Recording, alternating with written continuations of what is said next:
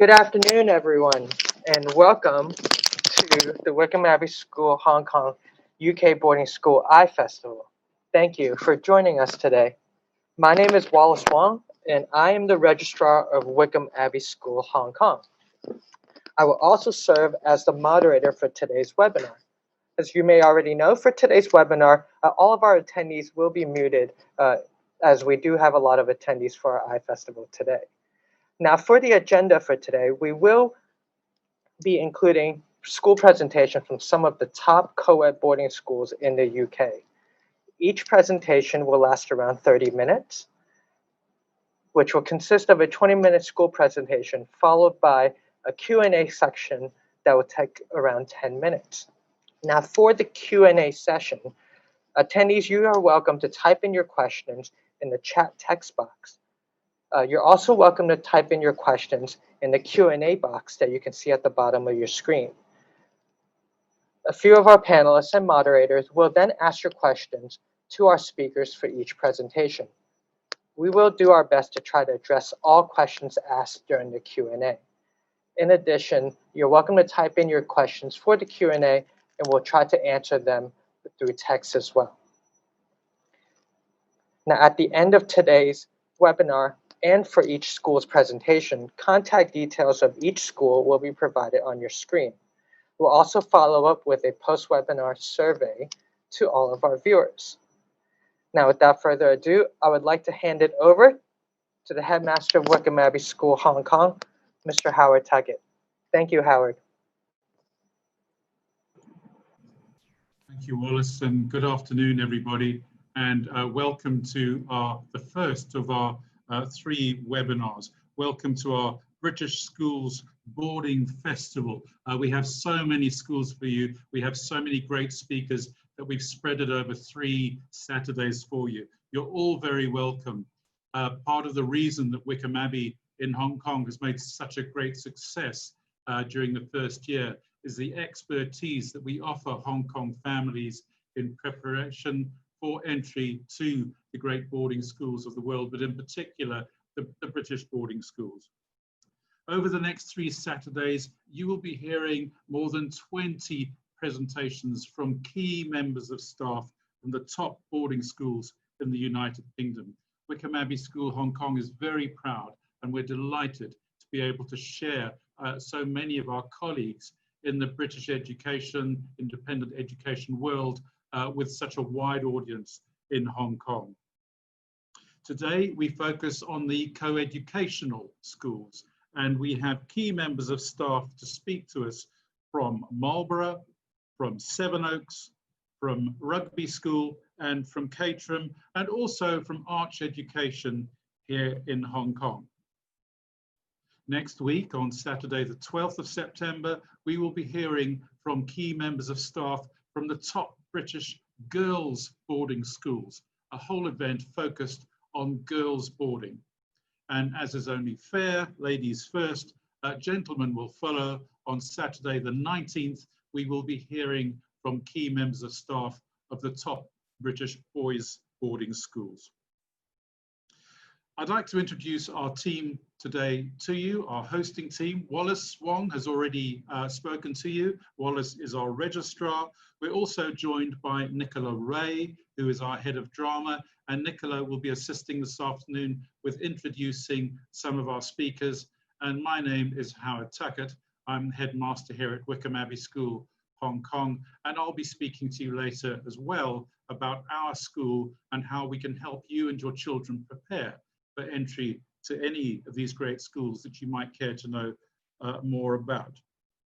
A very special vote of thanks to Ruth Benny and Top Schools for hosting our webinar on the Top Schools Zoom platform this afternoon. Thank you, Ruth, for that very generous help so freely given. Before we start, our first speaker this afternoon will be Julia Hodgson, who's the Director of Admissions at Marlborough. But before I hand over to Julia, we're going to hear from Mr. Patrick Sherrington, who is the chair of Wycombe Abbey International Limited, and he has an introductory address for us.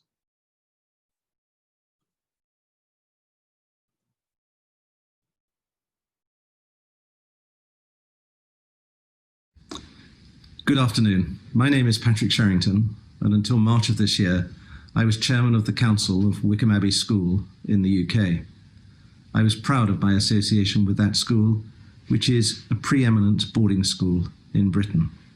And I'm proud of my continuing association with Wycombe now as chair of Wycombe Abbey International Limited, which is responsible for its international operations.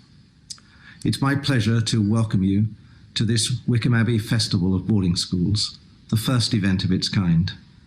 We're delighted that so many prestigious British boarding schools have been able to join us over 3 consecutive Saturdays for this event. Each of the presenters are key members of staff at their respective schools, and each speaker will be presenting on an important aspect of modern British education. This event is aimed at Hong Kong parents, and I know from having lived in Hong Kong myself for nearly 15 years how important education is to Hong Kong parents. Everything you see and hear is designed to inform you of the breadth and excellence of British boarding provision. And each speaker's presentation will be followed by a question and answer session, and I would encourage you to ask as many questions as you like. Here in Hong Kong, Wycombe Abbey School Hong Kong is a private British prep school, and as such, the headmaster, Howard Tuckett, and his team are experts at preparing young children for their secondary schools. So please feel free to contact Howard and the team at Wycombe Abbey School Hong Kong for information about boarding schools in Britain at any time. And finally, may I thank again all of those schools for their participation in this event and all of you for your attendance. Thank you very much.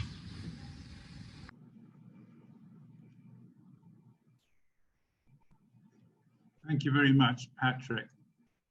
We're now about to start. We're a little ahead of time. I can see Julia Hodgson has joined from Marlborough, very early in the morning for Julia. Just before I hand over to Julia, who's just coming up now, Patrick Sherrington there speaking from Wycombe Abbey in High Wycombe, which is about halfway between London and Oxford. The Wycombe Abbey International is a group of schools that is growing very fast. We have Wycombe Abbeys in Hangzhou, in Nanjing, in Changzhou, and Hong Kong. So for interest in Wycombe Abbey schools, do contact us here at Wycombe Abbey Hong Kong. We'll be very happy to steer you to those other schools. All of the other schools are junior and senior combination schools, primary schools with senior schools. We're the odd one out. We're a prep school going up towards 13 plus. There are plans for a senior school to be built in Hong Kong at a later point, but we're not quite at that stage yet. But we're very busy building on the other 2 sites, Nanjing and Hangzhou, and our Changzhou site is already 5 years old and fully operational.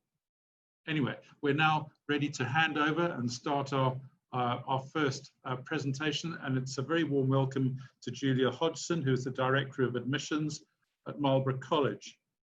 Julia has a degree in geography from Sydney Sussex College, Cambridge, and began her teaching career at Dulwich College in London before moving to teach in Europe for 3 years. Julia started work at Marlborough in the year 2000 as a geography teacher. She ran a girls' boarding house for 12 years before moving to her current job as Director of Admissions. Julia is married with 2 daughters who are both currently at Marlborough. Julia, you're very welcome, and thank you very much for joining us this afternoon in what is very early in the morning in your case. Over to you. Thank you very much. It's an absolute pleasure to be here despite the early hour. Thank you very much for giving me the opportunity. It's a real pleasure. So I'm going to speak a little bit about teaching STEM subjects, science, technology and engineering in the 21st century. And I'm going to try to share my PowerPoint, which I hope technology will allow me to do. STEM teaching. STEM stands for, as you can see on the screen, science, technology, engineering and mathematics, and it embraces a way of thinking about science education. Traditionally, really, we've taught things in pigeonholes. We still do. Science in one area, technology in another, engineering in another, maths in another. And the idea of STEM teaching is that if you want to be a successful scientist in the 21st century, you cannot teach these things in isolation. They have to be taught together. There has to be overlap. And most importantly, what lies behind STEM is an idea of communication and collaboration, that really the top and most successful scientists in the 21st century will be able to work with each other, to collaborate, to listen to each other, and to draw skills from different disciplines if they are going to succeed. Can I have the next slide, please? So you might ask really why we need to think differently about teaching science in the 21st century, when over the last several centuries we have seen extraordinary developments in science that have achieved incredible things. So what's different, and why do we need to start teaching science differently? Arguably, we are experiencing something that is called the fourth industrial revolution. And really this involves the development of technologies that will completely change the way that we live, the way that we work, the way that we manufacture things, the way that we do business. We've already begun to see it in our lifetimes. You know, when I was at school, the internet didn't even exist. So in fact, even when I started teaching, it was only just beginning to emerge, and that has changed things radically.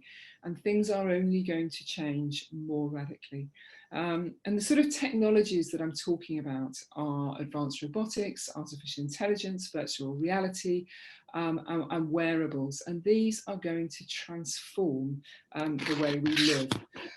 We've already seen it with things like 3D printing. There are going to be developments in the way that energy is stored, in genomics, in advanced robotics, in autonomous vehicles.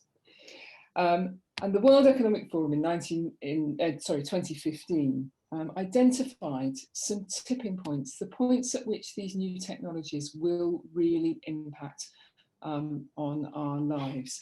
And it surveyed 800 high-tech specialists, and they determined some of the following dates. Who knows, of course, exactly how accurate these are, but this is what they predicted. That by 2022, 3D printed cars will exist, and 10% of people will be wearing interconnected clothes. 2023, we'll see 80% of the world digitally connected. 50% of internet traffic will be directed straight to home appliances. By 2024, we'll be transplanting 3D printed organs, such as liver, and by 2025, implantable cell phones will exist. And this is going to change things dramatically. One figure suggests that 65% of children in school today will work in jobs that at the moment don't exist and that we probably really cannot imagine. Arguably, it's going to lead to the loss of large numbers of jobs. Estimates say up to 75 million jobs may be lost from traditional industries. But the good news is that they reckon up to 133 million jobs will be created by new technologies that will come. But our children have to be prepared for those in the right way and educated in the right way. Arguably, all of these figures may be meaningless and may be inaccurate, but what they do point to is that we cannot know the future. We cannot know really what world we are preparing our children for. But we do know that they're going to have to be lifelong learners because things are going to change and they won't be able to rely on simply what they've been taught in school. And they're going to have to be adaptable and resilient to change and have a really broad portfolio of skills if they are to flourish in the 21st century. Can I have the next slide, please?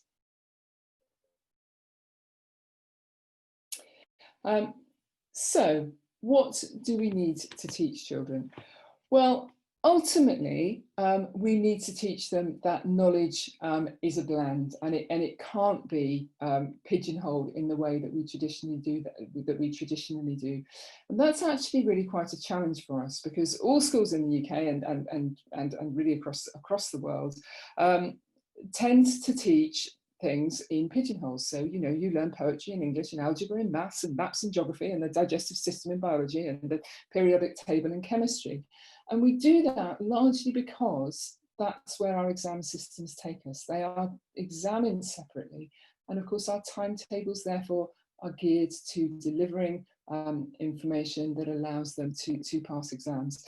And don't get me wrong, that hard science, if we're talking about science subjects, that hard science is important. They have to be good scientists. They've got to learn the basics. But anybody that is involved in the world of work, indeed anybody involved in life, will know that knowledge does not sit neatly in boxes. So we have to encourage children to think about learning and knowledge as a whole, across those more traditional divides. As I said before, it's very, very important that children learn how to learn, because they will not stop their learning journey once they leave school. So in school, we have the traditional model of the teacher that imparts knowledge that children learn and then reproduce in an exam, but that's not going to be enough for our children. They're going to have to learn the skills to learn for themselves. We've seen a huge growth in online learning materials, even completely online degrees in the last few years, and this will be the way forward, I'm absolutely certain, as our children have to keep learning throughout their working lives. So it's really important that in school we equip them with the skills of how to learn, how to answer a question for themselves, how to trust themselves, to have the ability to teach themselves effectively. Now, of course, they must have all the support to do this while they're in school, to research a topic on their own, to find answers. They need to be supported and scaffolded at school, but when they leave us, they should have the skills to do that themselves.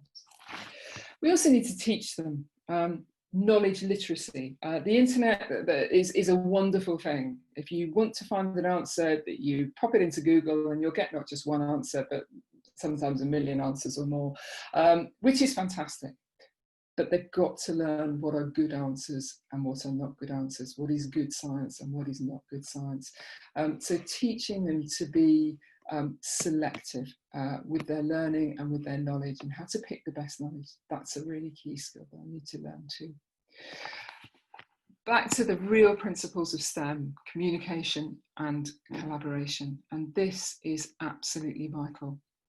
Very few of the world's major problems are going to be solved by a single person working on their own in a science lab. They're going to be solved by groups of people with different ideas and different skills that they can bring to the problem. So it's very important that good scientists learn how to communicate their ideas with each other. They need to communicate to their peers. They need to work in collaboration with their peers. They need to listen to their peers, understand their peers' point of view and their constructive criticism, and be able to act on it. And most importantly, they need to be able to communicate their ideas to their financial backers, to the audience, the person for whom they are producing the product. They've got to be able to market their product. So we have to teach our children how to communicate, how to work with each other, and how to communicate not just with each other, but publicly, to be able to stand up and present their ideas. And then we have to teach them creativity and innovation. And again, this is a vital 21st century skill. Advances in science have been fantastic. And what it's meant is that actually science is accessible to perhaps more people than it used to be. 3D printing, single board computers, all of these things mean that actually more and more people are doing science, and it'll be those scientists that have that extra bit of creativity, the ability to see an answer to a question that no one else has spotted, to come up with something that really meets the needs of people. And it's sort of back to that Google idea of 20% spent not on your core project, that in the hope that somebody with a really wacky idea will hit the jackpot. And while that's possibly a bit black and white, that idea of allowing students and encouraging creativity, thinking outside the box, that's really important. There's no doubt that COVID has taught us many things. But what we will see from it, of course, the science, we pray, will find us a vaccine, will find us quick and effective testing. But without all the skills required to finance the project, the logistics of distribution, the political persuasion, the convincing the public of the safety of whatever is produced and so on, without all those skills, the science can't flourish. So we need to teach our children a rounded and a broad portfolio of skills. Can I have the next slide, please? So how do we teach them? And this comes to the heart of it. And of course, like many things in education, it's really hotly debated. Universities for some time have been using things called makerspaces, where people come together, scientists, artists, economists, they come together, they discuss their ideas, they create the science, they make it something tangible, they build it, they rebuild it, and they get it 100% right. And so these maker spaces are designed for exactly that. In schools, the thinking is to give pupils real life problems, come up with something to challenge them that there really are no issues to. How do you make a car travel 500 miles without recharging its electric battery? Can you come up with a really useful, good-looking gadget that will help people with arthritis open those pill bottles that need pushing and twisting? Real life problems for real people that need real solutions, and encourage them to be as creative about the problems, the solutions to them as they can. Insist that they work on these in groups. Make them work with their peers, listen to their peers, learn from their peers, learn them to be good, teach them to be good collaborative workers. Tell them who they're producing their product for, who their challenge is meant to meet, what is their audience, because that is vital too in the real world. If you're coming up with a solution, it is for somebody, and you need to think what those people will actually want from their product. And lastly, give them the skills to market their product, to stand up and talk about it. Ask them to stand up, to present, to convince their audience that their product is worthwhile. Can I have the next slide, please? So Marlborough College has a bit of a history of innovation and thinking differently. We introduced business studies as a whole new subject. We were fundamental in the teaching of a new maths curriculum. And actually, when our last science centre, our current science centre, was built in 1933, the master at the time said, and it's not quite the same, but it does ring true to me. He said, even in 1933, young scientists and their teachers need plenty of space and light and a temperate climate to do their best work. I believe they will have this. I hope that our new building will be a great incentive to good work. And he was on to something there. It is not just the science that matters. They need the right space, the right environment to be able to think and work effectively. And very excitingly, just short of 100 years on, we are looking at major changes to our science provision at Marlborough. So we are completely revamping our science block to give the most the state-of-the-art teaching of core science. But we're also building something very exciting called the Innovation Centre. Can I have the next slide, please? And it will look something like this, and it will be a direct walkway from our science block. And the idea of the Innovation Centre is that it will give exactly the sort of space that I was trying to describe for children to carry out practical, applied STEM learning. So they'll learn their science, the real core of their science in the science block, and they will learn art and geography and history and RS and philosophy and English and all those other skills too. And then they will bring them together in this what we are calling our innovation centre, where our computing department will also be housed as well, to allow the science and computing and then all the other art skills to come together with these kind of collaboration spaces where they can build their ideas, they can bring them to reality, but also with collaboration space for talking, for discussing, for designing beforehand, and then with spaces specifically designed for presenting their ideas. And then collaboration really lies at the heart of this, because the aim is to bring in all sorts of partners to work with us.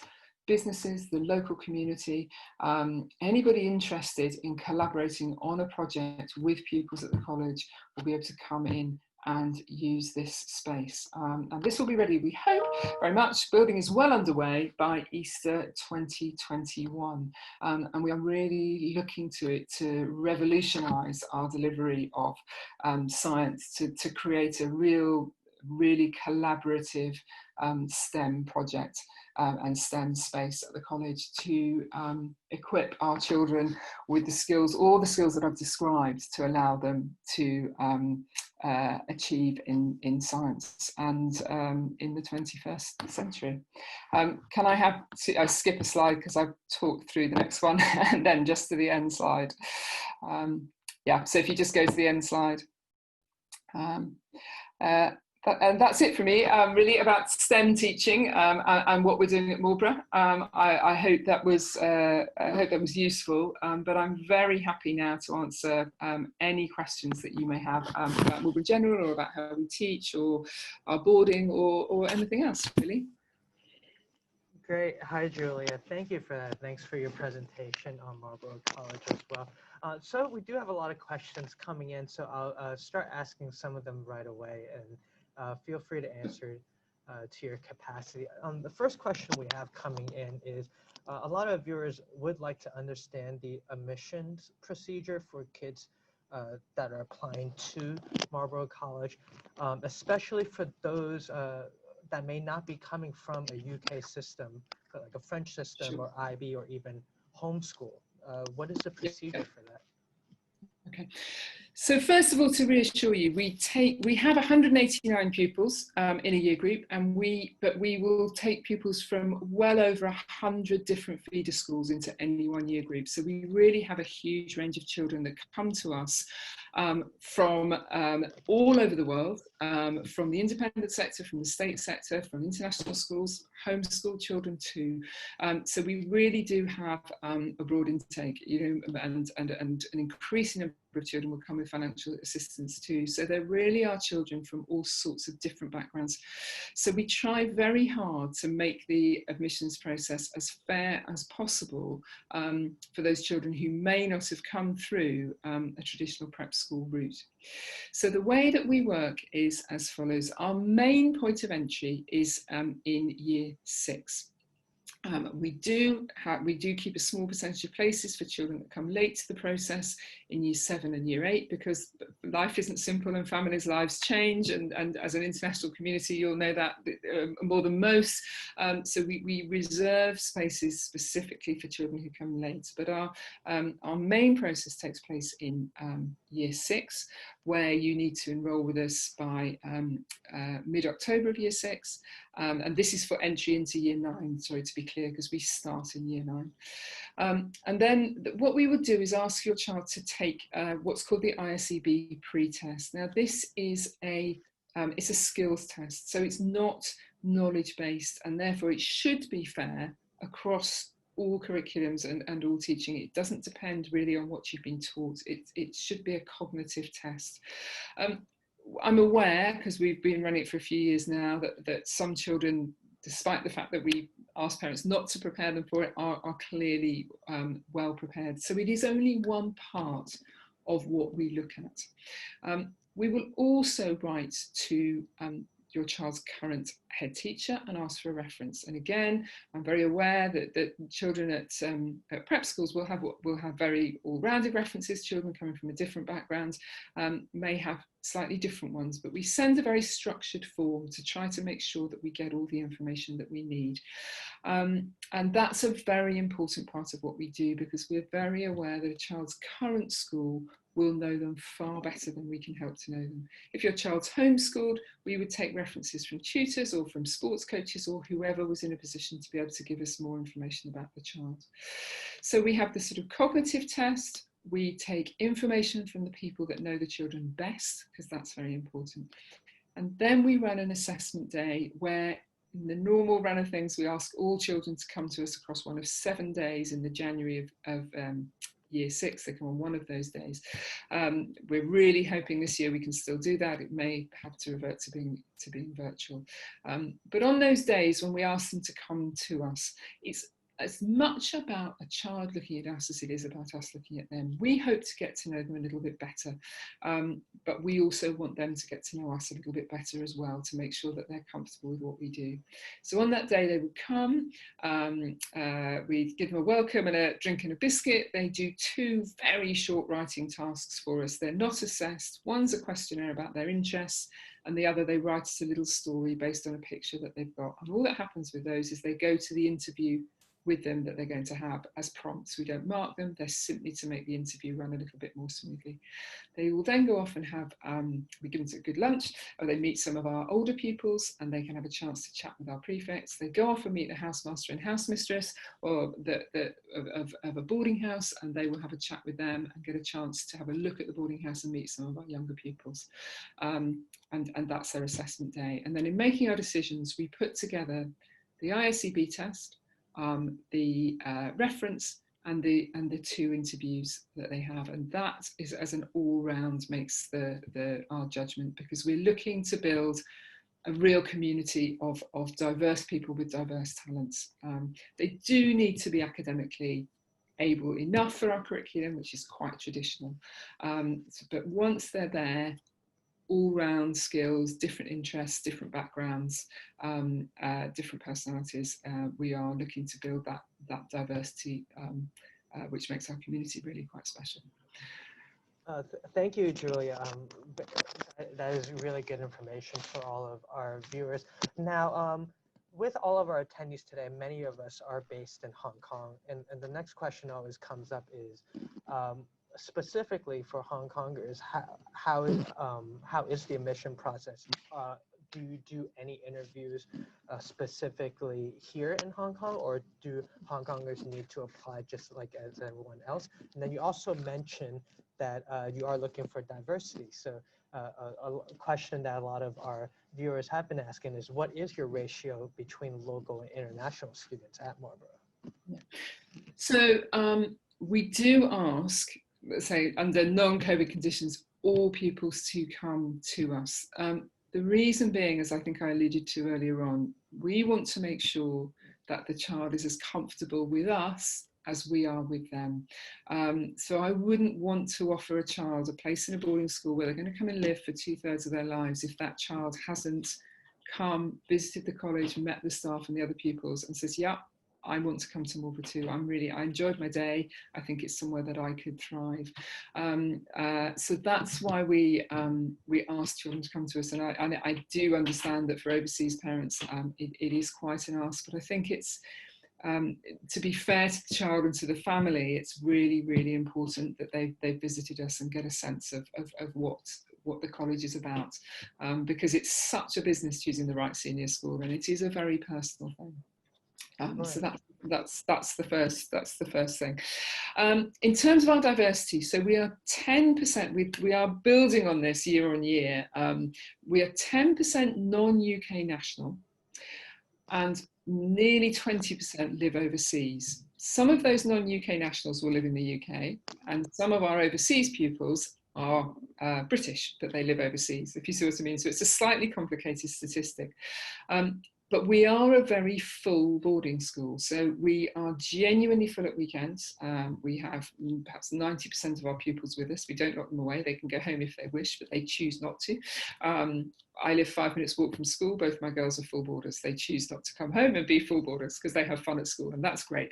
And it is very much the culture at Marlborough is full boarding. So I think if you're an overseas family looking for a school in the UK where your child can't come home every weekend because they're too far from home, you know, we provide that full boarding, and that does generate a lot of overseas interest because they know that at the weekends their children are going to be happy and engaged and with their peer group.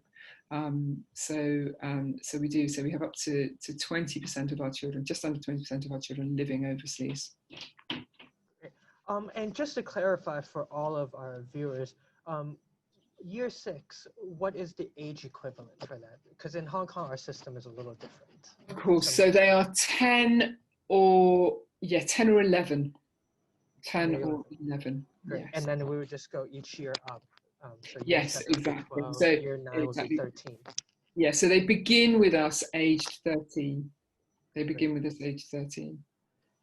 Thank you. And our next question is, we did have a few questions regarding the STEM teaching, which was what you were presenting on. Now, how is the government support for STEM teaching in the UK? Here in Hong Kong, local government policy does support local schools. I think some of our viewers want to know how STEM teaching is incorporated and emphasized at Marlborough, and if there's any government support for that as well. Yeah, I mean, obviously, we're being an independent school. We, other than following the exam board curriculum, we are to a point free to teach how we wish. And in a way, one of the limitations of our curriculum, as I suggested, is that actually teaching is still pigeonholed into those sciences. But what we have the freedom to do, and particularly as a full boarding school where children are on site with us 24/7 and therefore our days are much longer than they would be in a day school, is to look for those opportunities in the curriculum to offer the time and the space for collaboration outside the sort of teaching. So through teaching design technology and through extension and optional sessions, through having the labs open even at weekends where children can come in and work on their projects, and even do their presentations and all those sorts of things that happen outside the normal, perhaps the normal fairly short hours of the teaching day, that allows us to build in the sort of collaboration that is harder to do in a much more sort of pressured environment where they've got to get through the requirements of the curriculum.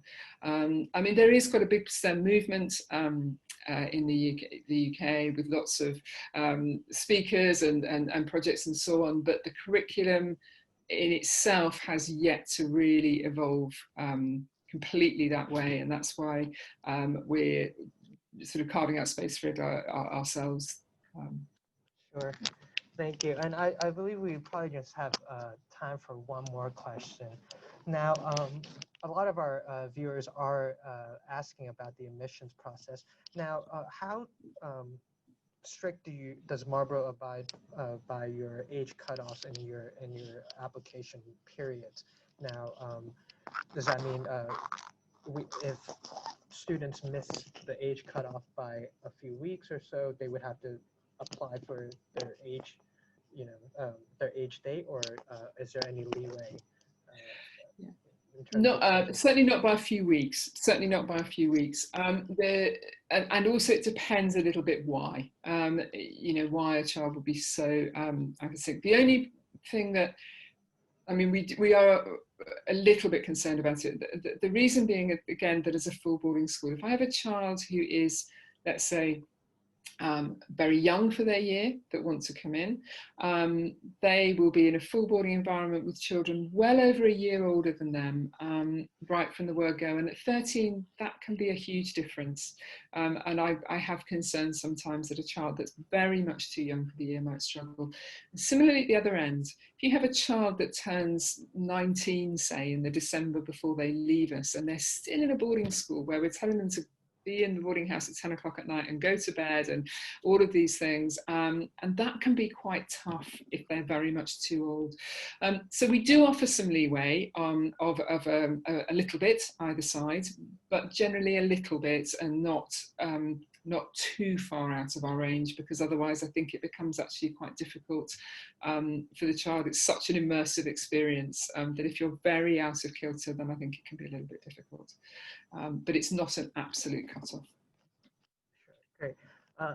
Thank you, Julia. And I believe that's all the time we have with you for today. Thank you so much for joining. So before I let you go, do you have any parting words for our guests today, and anything about Marlborough College that you would like to share for our viewers? Well, first of all, thank you so much for listening. And obviously, we'd love you to be in touch if you are interested. I would encourage you. Schools are so personal. I did have a family visited us once, and their English wasn't their first language, but they said, I think you need to smell a school to really understand it. And I know exactly what they meant. I think that's right. I think there is something about visiting, narrow schools down, do your internet research, think about the sorts of schools that you might want and narrow it down. But I think it's really important to visit to get the feel of a school, a little bit like buying a house. There will be a right one. You'll tell them, yeah, actually, this just feels right. And I think that's probably really important. But good luck with the process and all the decisions that you have to make. And if we can see you at Marlborough and help you in any way, we'd be delighted to. Thank you so much, Julia. And just a reminder to all of our viewers today, if you would like to learn more about the admissions process at Marlborough, the contact details are on your screen right now. Please do visit the Marlborough College website, which you can also get a link to for our webpage for this event. Julia, thank you for your time. I really appreciate you joining us, and we look forward to having you join us again soon.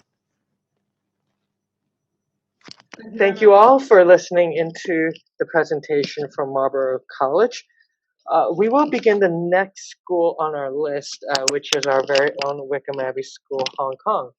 Now, before I introduce our headmaster, Mr. Howard Tuckett, just would like to provide some background and information on Howard's expertise. So Howard's trained as a teacher in Natal, South Africa. He's taught in independent schools in South Africa, Botswana, England, and now Hong Kong. Now, over the last 20 years, Howard has been a prep school headmaster at St. Joseph's College in Suffolk and Caterham School in Surrey, which Caterham will also be joining us later today in this iFestival event. And Howard is currently the founding headmaster of Wycombe Abbey School, Hong Kong. Howard's also married with 2 children. Now, without further ado, I would like to pass it over to Howard. Mr. Howard Tuckett, thank you. Thank you, Wallace. Good afternoon, everybody. And hopefully the share screen has worked. You should all be able to see my dark blue slide. Is that clear, Wallace? Yes. Yeah? Yes, we can see it. So, and now you can see the picture of Wycombe Abbey in the UK. Is that correct? Yes. Yeah, great. Yes, Good. So just after Julia's adventures, I'm just checking that our technology is all working. Well, good afternoon, everybody, and thank you so much for being with us. It's wonderful to be able to present Wycombe Abbey School, Hong Kong, to such a wide audience. And initially, we had intended to host this event in our own school and have the speakers from the United Kingdom join us on screen. And of course, with the spike in COVID cases in Hong Kong, that is no longer possible. But actually, a positive benefit has been that we can expand the audience many, many times more. So we're talking to several hundred people right now, and we know there are others who are due to join us on the other Saturdays. So Wycombe Abbey School, Hong Kong. We are part of the Wycombe Abbey International School group. As I was explaining earlier, for anybody who's just joined us, there are currently 4 Wycombe Abbey International Schools. 2 are just coming to the end of their construction. Wycombe Abbey Hangzhou and Wycombe Abbey Nanjing are both about 8 months away from completion. The sites are very exciting sites, they're huge campuses. And if you would like to get an idea of the size, do have a look at our oldest school in our international group, which is Wycombe Abbey, Changzhou, which is now in its 6th academic year. And the slide you see in front of you is the main house building of our parent school, Wycombe Abbey in England. And Wycombe Abbey is in the town of High Wycombe, which is about halfway between the cities of London and Oxford, heading up in a northwesterly direction from central London. It's a girls' senior school. Our founding school is a girls' senior school. Our school is a co-educational prep school here in Hong Kong, and the other schools in Changzhou, Nanjing, and Hangzhou are K-12 right through, taking from little tiny 5-year-olds right through to big 6th formers who are heading off to universities. But to come back to Wycombe Abbey, UK, just for a moment, as you can see, it is an old school. It's well over a century old and is one of the leading boarding schools in the United Kingdom. For more specific information about Wycombe Abbey, UK, do join us this time next week.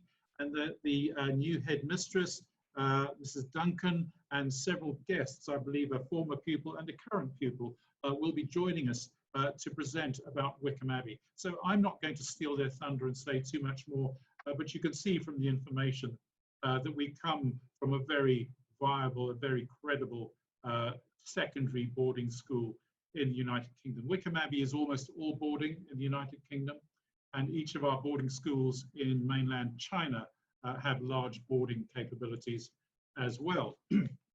So enough about all the other Wycombe Abbeys. Let's talk about us, my favorite subject.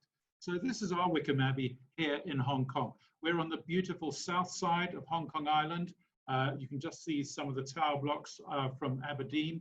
Behind us there, we're actually in Tin Wan, which is between Aberdeen as you head around towards Pok Fulam. We're just over a year old. In fact, today is our birthday. It's just dawned on me. Today is the 5th of September. We're 1 year old today. We opened on the 5th of September 2019, and the first children walked in through the doors in their uniform, bang on the day we said we would. We opened on time. The building was finished very well. And as you can see in the picture, it's a very handsome building. It's about 4 stories high, and we have a large outdoor space as well, which I'll be showing you in a moment. We are fully equipped to be an outstanding prep school. We're not an international school. We have a private school license.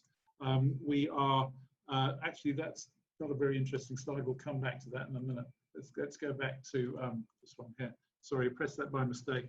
We're not an international school. We're a private school, and that means we have no quotas of pupils to restrict our admissions system. Any child in Hong Kong who can legally live in Hong Kong, whether they be Hong Konger or expatriate, are all able to join us. We do not have to stick to any criteria of which nations they come from, as an international licensed school does.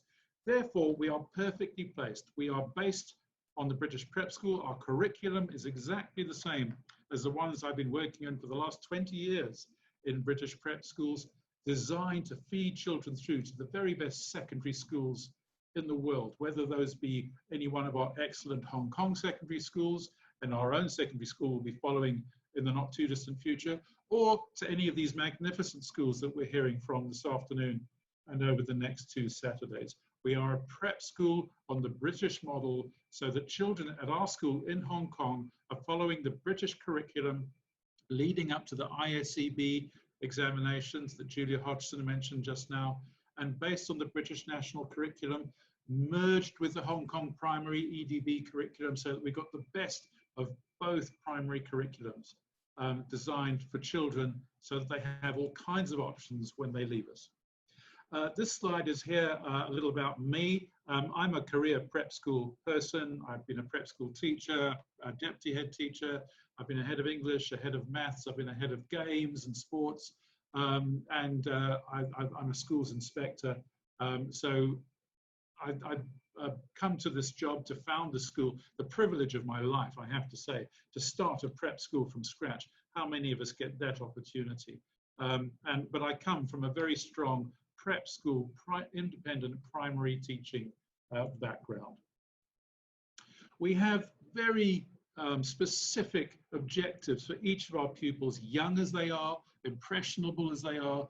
And these 12 objectives that we have in this middle column, the blue column on this slide, these are the things that we measure our children against, age appropriately, according to their age, according to their abilities. How do they stack up against these 12 criteria?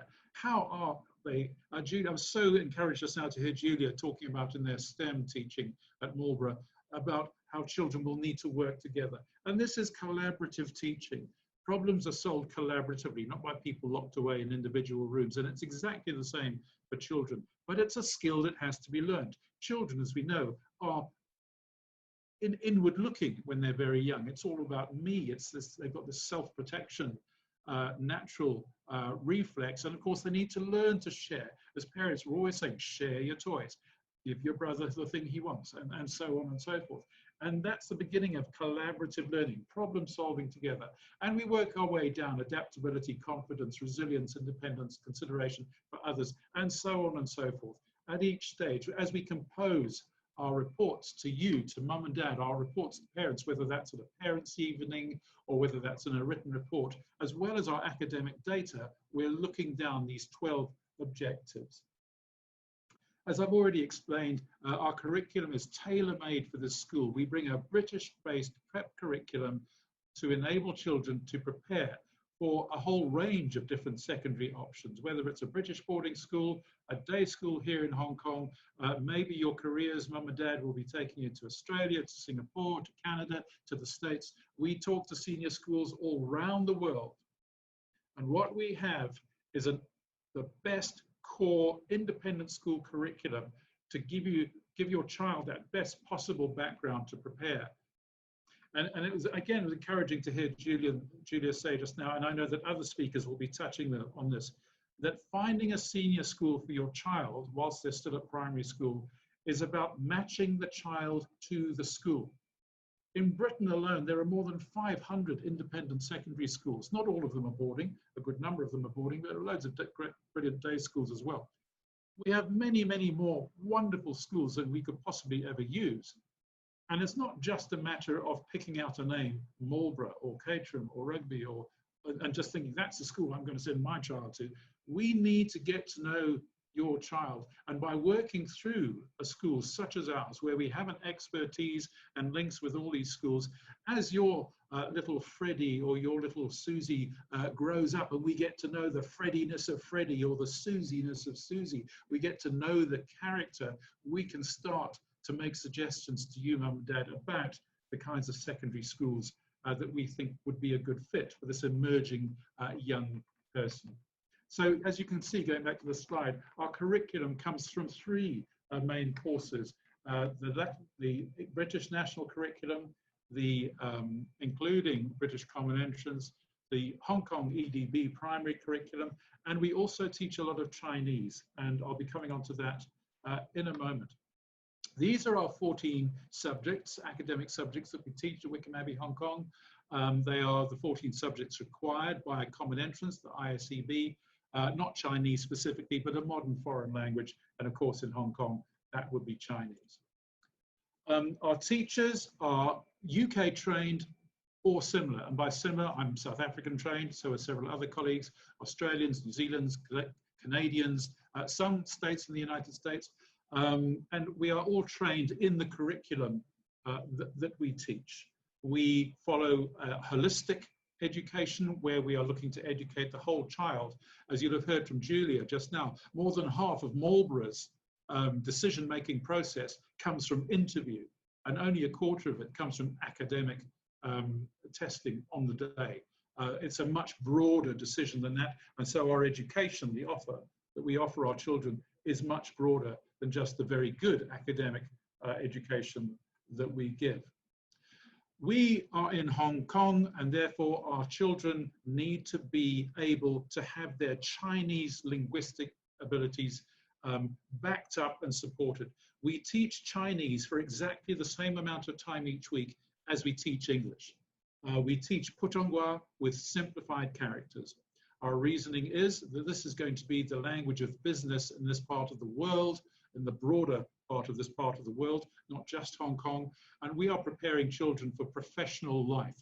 Although many of our children at Wycombe Abbey, Hong Kong, may go off to boarding schools for their senior school option, our information, our sense is that most of them will come back to live their adult lives in this part of the world, and they need to be equipped accordingly. Our Chinese curriculum is taken from the Chinese mainland curriculum, and we teach each class. We put 2 teachers into each lesson, and each class has a native speaking ability group and a non-native speaking ability group, and we have 2 specific curriculums, one for each group. If children do very well in the non-native speaking group, they can transfer up. A lot of our Chinese teaching is based in Chinese culture, and we don't just teach the simplified characters in isolation. Of course, the simplified system comes from the traditional system, and a lot of reference is given to the traditional system as well. If children come to us knowing characters from the traditional system, they're very welcome to use them. They wouldn't be marked down. I'm moving on at quite a rate because there's another speaker coming after me. We have a specific webinar on how we teach Chinese, and we'll be putting that out within the next couple of weeks or so. So do watch this space, or just get in touch with us, and we'll happily have Jenny Chen, our deputy head who's in charge of Chinese, speak to you in detail about how we teach Chinese. This whole day today, though, is about boarding schools. A picture from a school that's actually not participating today. This is Priors Field. A good friend of mine, Andy Van Niekerk, is a boarding master there. And this really just, this picture underpins the care and the preparation that needs to go into preparing a child for boarding. It's not just about academics. And a school like ours at Wycombe Abbey School, Hong Kong, we are preparing the whole child, as I said just now, a holistic education. Now, we will get to know you, Mum and Dad, very well. And as you go through the journey of being a primary school parent, you will be thinking and making decisions, and we are here to support you in that. If, as your child progresses through the school, you feel that you would like to explore the option of what British boarding might look like, how that might work, we are here to help you and to introduce you to all the wonderful schools who we will be hearing from over these 3 weeks, and indeed others that are also there who just couldn't join us on this occasion. Be absolutely confident that all boarding schools in the United Kingdom are very well regulated. The independent education system in England is so highly thought of that Her Majesty's Inspector, Ofsted, have given the independent schools license to have their own inspectorate. An ISI, an Independent Schools Inspectorate, that is ultimately responsible to Her Majesty's Inspector, but is a specialist inspectorate for boarding schools and day independent schools. All the major boarding schools you're hearing from and all of the others will belong to any one or a combination of these professional associations. All of the schools are very well regulated, they're all very well run, and I'm sure you'll get the sense of that from the quality of people you'll be hearing from today. But again, as you come through us at Wycombe Abbey, Hong Kong, we will be able to give you all this background information about the schools, which associations they belong to, what their last inspection report looked like, what the inspection report actually means. We'll be able to unpick all this teacher speak for you and be able to present it to you in terms that you need to know. At Wycombe Abbey, Hong Kong, we will help you through school selection, as I've just been saying, and then once you start to make choices, the application, we'll be helping your little boy or your little girl with their interview preparation. The presentation of the child is so important. It's, as I've been saying before, and Julia said before me, it's so much about the right fit, the right person going to the right school. These are huge decisions, and the last thing we want is anybody to be miserable in their boarding school, for those who go off to boarding schools. And again, as these red blocks at the bottom show you, we will be helping with assessment, preparation, or any contact before, while you're just inquiring, while you're going through the admissions process. We will be there to support you should you find any difficulty from Hong Kong in making contact. And of course, planning the academic trajectory and the mentoring. We have dedicated members of staff here who help our children prepare for life as a boarder, whilst the school is preparing the academic side and the more sort of holistic side. We have dedicated members of staff. You can see Mrs. Harrison here talking to two of our girls, and she and others like her are helping our children who are interested in boarding to prepare for life as a boarder. All of that goes on here in Hong Kong at a day primary school in preparation for these big moves. A few pictures of our school. You can see our 3-story high atrium here, a 3.5-story high climbing wall, a cutaway section of the building. For any information about our school, do go to our website. There is an interactive tour, rather like Google Map, and you can navigate your way around the school. Just a few shots here. These are some of the classrooms. Again, the atrium on the left. Nicola Ray is with us today. This is her drama studio on the floor below me at the moment. Our music studio on the left. One of our 2 art studios, which has its own roof garden. You can see in the picture on the right. These are our STEM facilities. We have our own drone racing room. Children are designing and drone making and adapting drones. You can see some of our 3D printers here as part of our STEM work. And of course, STEM covers all kinds of robotics and technology, and also what I would call good old yogurt cup technology as well. Children doing engineering with straws and yogurt cups and problem solving collaboratively and working out on all the pressures and forces that they need to. We are so proud of this bit. We've just finished getting this surface down. You can see in the picture on the top, you can see the main school building on the left, and our rooftop on the car park beside us is also ours. By way of comparison of size, if you look into the right-hand corner of the top picture, you can see a standard Hong Kong playing surface area. It's the playing field in Tin Wan. That's a sort of a sizable football pitch, and you can see how big our own rooftop area is in comparison. We have AstroTurf, we have the red rubberized running surface, jogging track, and at the far end, the dark blue, or the bright blue rather, that's a hard painted surface for a ball bouncing basketball, netball, tennis set, or anything like that. So we have a lot of outdoor area for Hong Kong, which we're very pleased to be able to share with you. Our school day is a pretty normal one. We start teaching at 8:30, we go through to 3 o'clock. Then we have 2 1-hour, in the pale blue shadows, 2 1-hour ECA sessions every afternoon. And at the moment, as we're welcoming children back to school in about 10 days' time, we'll be offering, I think it's 32 different clubs and activities in the afternoon. Our admissions process is really simple. Do contact us through our website, and the next slide will give you the contact details as well. Our assessment process is very straightforward, very simple. Our team are very adept at helping you through. It is not a traumatic process at all. I know entering some schools, the interview and signing up can be quite a scary process. We've worked really hard to make it as friendly and as helpful and as smooth and enjoyable for you and your child. And we do look forward to you getting in touch with us. There we are. I've rocketed through a presentation on our own school here in Hong Kong. We do have a few minutes before we're joined by our next speaker from Sevenoaks.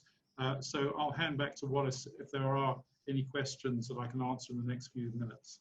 Thank you, Wallace. Thank you, Howard. Yes, so let's begin the Q&A. We do have a few questions coming in, so we'll try to address most of them to the best of our ability. First question always is, what years are currently offered at Wycombe Abbey School, Hong Kong? And we noticed that it's a primary school. Are there any plans for any secondary school in Hong Kong? Yes, thank you. So currently we're taking children in from year 1, so they're 5 years old, turning 6, right up to year 6, which is the same year 6 that Julia Hodgson was talking about. So they're 10 years old when they start, turning 11. Next year we'll be opening year 7, which will be 11 to 12. And the year after, or even next year, if we have the demand, we'll be able to open year 8. So we'll be going up to 13 plus next year. In this current academic year, we're going up to year 6. We have 3 year 1s, 3 year 2s, and then 1, and starting to open other classes being that we're only a year old, in those other primary years. So we have spaces. We are a new school, so admissions at the moment are open, but the school has already doubled in size in the last 3 months. So we do advise that if you're interested to open up, at least, sorry, to contact us so that we can open up the admissions process to you. Sorry, Wallace, I forgot the second part of the question. Secondary school. Oh, yes. So yes, we do have a plan for a secondary school. The site is still being decided on. Wycombe Abbey International, we're still very busy completing the Nanjing and Hangzhou sites. Hong Kong is next. Because of the size of site, the size of campus, we will be providing Hong Kong. The school will need to be in the new territories. It will be many acres big. We have boarding houses, academic houses, offices, administration, with lawns, and all of the other houses, all of the other schools have facilities for rowing, so vast expanses of water as well. And we're looking forward to making an announcement very soon. Thank you, Howard. And the next question is, as many of our viewers are asking, now what is the exact relationship between Wycombe Abbey School Hong Kong and Wycombe Abbey School in the UK? And furthermore, on top of that is there direct automatic transfer for those that attend Wycombe Abbey School Hong Kong? Yeah, thank you. The obvious question. So Wycombe Abbey UK is a standalone school who started their own international project. The international project comprises of our 4 schools, the 3 in mainland China and our 1 here in Hong Kong. We are part of the same foundation of schools, but Wycombe Abbey in England and UK is a standalone school. The international part of Wycombe Abbey is a separate group. That means that pupils, if you need to move between the cities of Hangzhou, Changzhou, Nanjing, or Hong Kong, you can freely transfer your children between the Wycombe Abbeys in the international group, but there is not automatic entry for little girls who leave us here in Hong Kong to just get a place in Wycombe Abbey in the United Kingdom. They would need to apply and they would need to be accepted. That said, being a British prep school in Hong Kong, our little girls here are going through exactly the same curriculum, exactly the same education, taught by teachers who are trained in exactly the same places as all girls in England are doing. So you are advantaged by being at the school because you're in the same system as all other children, but there is not a guaranteed pass. Wycombe Abbey is heavily oversubscribed. I believe they take 1 child in 30 at 11 plus. That was the statistic I heard some time ago, but I have no reason to believe that's different. And so our girls will need to apply. Of course, we all know each other very well in the Wycombe Abbey group, and if I really felt that a little girl really was a great choice, a great fit for Wycombe Abbey, I would be speaking to Mrs. Duncan and to the registrar and sharing my thoughts with them. But again, the decision is theirs. Thank you, Howard. And I believe we just have time for one more question. Now, it is just going back to the relationship. What is the advantage of having one of our attendees' children attend Wycombe Abbey School Hong Kong? Is there an advantage or benefit for these children if they're looking to transition to boarding school abroad in the future, especially if it's Wycombe Abbey School UK or any of the other schools that we're featuring in these next 3 weekends? Certainly, thank you.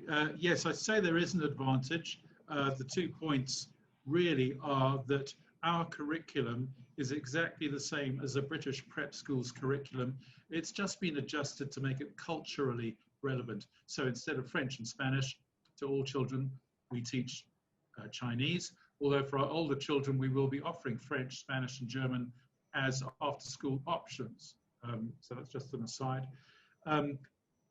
I believe, I'm told that the reason why I was offered this job was my expertise in British prep schools, to bring to Hong Kong the expertise to run a British prep school here in Hong Kong, to help Hong Kongers prepare for entry to these great British boarding schools if they wish to go. And you know, certainly not everybody will. And we will prepare children, or we do prepare children equally well for whichever secondary school they're going to, whether it's Hong Kong, somewhere else in the world, Australia, Singapore, the States, Canada.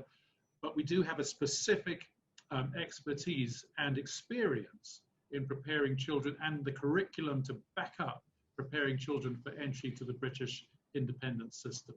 So yes, you are advantaged by being here. The other thing is we're not an IB school. Unusually for a British school in Hong Kong, we are teaching British national curriculum, which leads into GCSE, IGCSE and A levels. We are not teaching international baccalaureate. Thank you, Howard. I believe that's all the time we have for your session today. Now, before I let you go, do you have any last words for our attendees about our school? Thank you, Wallace. Well, I hope if nothing else has come out, I've been gabbling my way through to try and tell you everything about our school that I can. I am so excited about this school. It's the privilege of my life to be founding it. We're right here in Hong Kong. Please do just get in touch with us. You can see the contact details now. Come and have a look. We will be delighted to show you around. We really do genuinely believe, and I say this from a whole career of teaching, we believe we have something very special to show you and to share with you and your families. Thank you very much for your attendance. Enjoy the rest of the session. And again, my thanks to all our guests who are joining us. Thank you very much, Wallace. Thank you very much, Howard. Sorry, thank you, Nicola. Sorry. Okay. Hi, everybody. I'm Nicola Ray. I'm the head of drama here at Wycombe Abbey School, Hong Kong. And it's my great pleasure to introduce our next speaker. Our next speaker is Mr. Jesse R. Elzinger from Sevenoaks School in Kent. He's a headmaster there. He joined Sevenoaks this September, and he was previously the headmaster at Redingcote School in Berkshire, which he joined in 2016. During his tenure at the school, it enjoyed the best academic results in its history, and Jesse expanded the school's innovative outreach and partnership program, created a strong network of charities and partner schools within the local community, and established a thriving development office. Before this, Jesse was Director of Studies at Harrow, where he broadened the school's academic curriculum. Previously, he worked at St. Edward's School in Oxford as Director of Studies and as IB Coordinator. He helped introduce IB Diploma at St. Edward's, and he was a residential assistant housemaster. He started his career at Whitgift School as a teacher of theology and philosophy, the assistant head of sixth form, and the theory of knowledge coordinator. He studied at Harvard University, where he gained his BA Honours Cum Laude in comparative religion and philosophy, and at Oxford University, where his MSc focused on ethical philosophy. Jesse was a three-time national champion rower at Harvard and Oxford, where he became a competitive cyclist, twice racing against Sir Bradley Wiggins in the British Time Trial Championships. Although Jesse is keen to point out that Sir Bradley won by quite a significant margin on both occasions. Jesse is also an Ironman triathlete and a marathoner. And since moving to Sevenoaks, he can be spotted in the early morning running around Knoll Park. Jesse's wife, Elena Elzinger, works in the investment team at the Wellcome Trust. Jesse and Elena enjoy cooking, barbecuing, traveling, and they are friends of the Royal Opera House in Covent Garden and supporting members of the England Rugby Club. They have 3 daughters and live in Sevenoaks near the school. And it was a great pleasure. I pass the floor to Mr. Elzinger.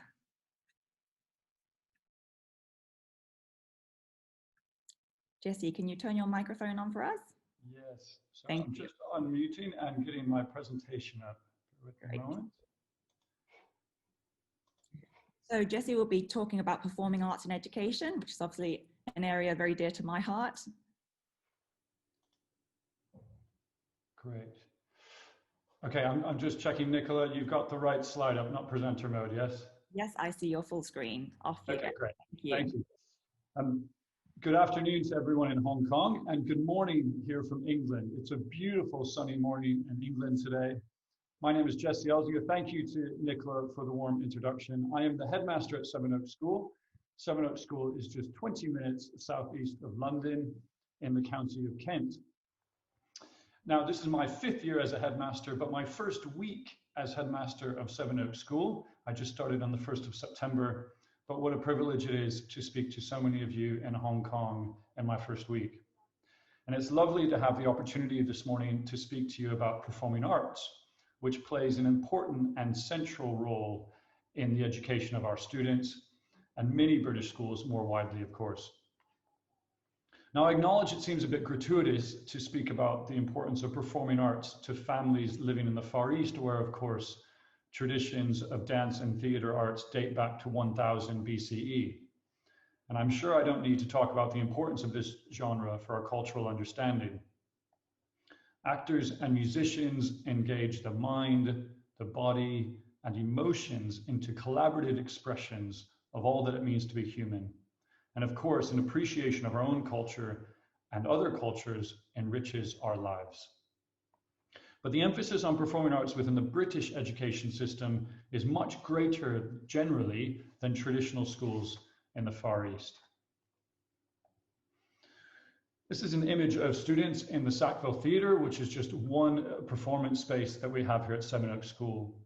And you can see the importance placed on performing arts when you look at the extraordinary facilities developed by British schools like ours, which enable the educational experience of being involved in the performing arts to be as sophisticated as possible. This is one of the lighting and sound booths in one of the theatres at our school. And as you can see, this allows opportunities for young people to get involved in the technical side of running a production as well. Many of those aspects today are quite advanced, involving working with sophisticated computer programs. There also has to be ample space backstage for wardrobe changes and costumes. And here we even have a slide of some of our sixth form girls helping our sixth form boys learn how to put makeup on before they go out on stage. At Sevenoaks, it's fair to say that we always have a play rehearsing or performing. Now, granted, in the times of COVID-19 in the last few months, this has been a little bit curtailed, but it is fair to say in normal times that we always have either a rehearsal or a performance in line. We have many flexible spaces as well that can be used for either drama or music. And here's an image of a recording studio. Now, we do some small concerts, we do chamber concerts, small ensembles, but we also have large orchestral and choral performances. And here you see our whole school theatre and the full stage, where we can sit hundreds of people for a big concert. Of course, our musicians and drama students have many opportunities to travel around the world and to go on tours and concerts. And in drama specifically, we run a tour to Germany every year. And I will speak a bit more about this later on. So why do we believe so strongly that the performing arts must have precious time, resources, and a central role within the curriculum of our education system? Well, theatre makes the widest and most varied range of demands. Like sport, it is physical and collaborative, but it also requires intellectual and emotional commitment. Like music, theatre is creative and interpretative. But unlike music, it asks participants to imagine what it might be like to be another human being in a different set of circumstances. And this is crucial to its educative power. Many pupils relish these varied demands. They enjoy being part of a creative process to which they can readily contribute ideas. They see that they are being invited to participate actively in the shaping of a piece of art. This means they have to think and feel, not just in a rehearsal room, but on their own. This isn't just about learning lines, though of course that is like extra homework, but it's about pupils having space in their heads for the work, time to contemplate and reflect between rehearsals. The processes involved in creating a piece of drama at our school are an important part of the education. It is highly collaborative and a creative process for all the pupils involved. Some might do it only once in their school career, and others cannot get enough of it and do it constantly, and we cater to both.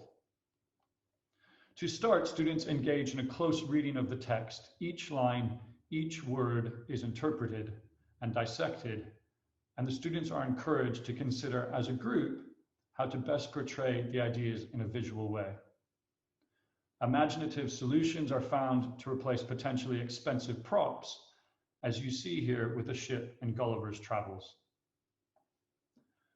The scope of our lighting and sound facilities is thoroughly explored, as you can see here in an image from Antigone, which certainly has a bloody backdrop. And our costumes are carefully considered. We are lucky enough to have an expert costume designer who previously worked in La Scala, the opera house in Milan. The staging is also considered. Will the play be staged traditionally at the front or as a split stage? Here in the Odyssey, an entire building was used as a stage, and the audience hustled from room to room, rather like the movement of refugees as they arrive in a new country. Our large theatre can allow for lavish whole stage performances like this. The different approaches develop many skills which are distinct from those learnt in traditional academic lessons.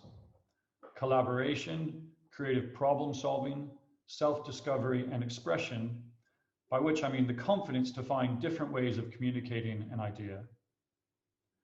At our schools, plays have been performed for centuries, even millennia, from Shakespeare back to classical Greek productions. And yet they are considered through the modern lens, just in the way you would expect to see in a modern production in a theatre in London. Far from students simply learning lines and being directed how to deliver them, they consider as a group, alongside the director or the teacher, how the play is relevant today.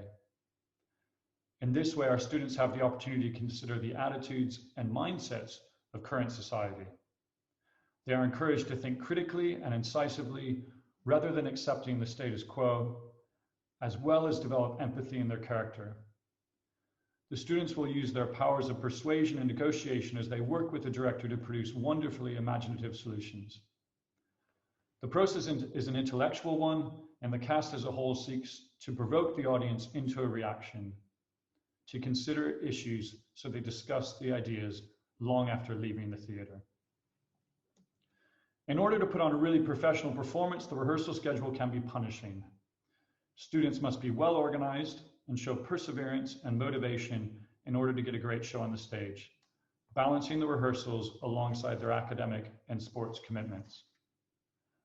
Of course, performing on stage allows students to develop their confidence in oration, their concentration, their memory skills, their ability to work with others, and all of these are important for success, both personally and professionally in their adult lives after school.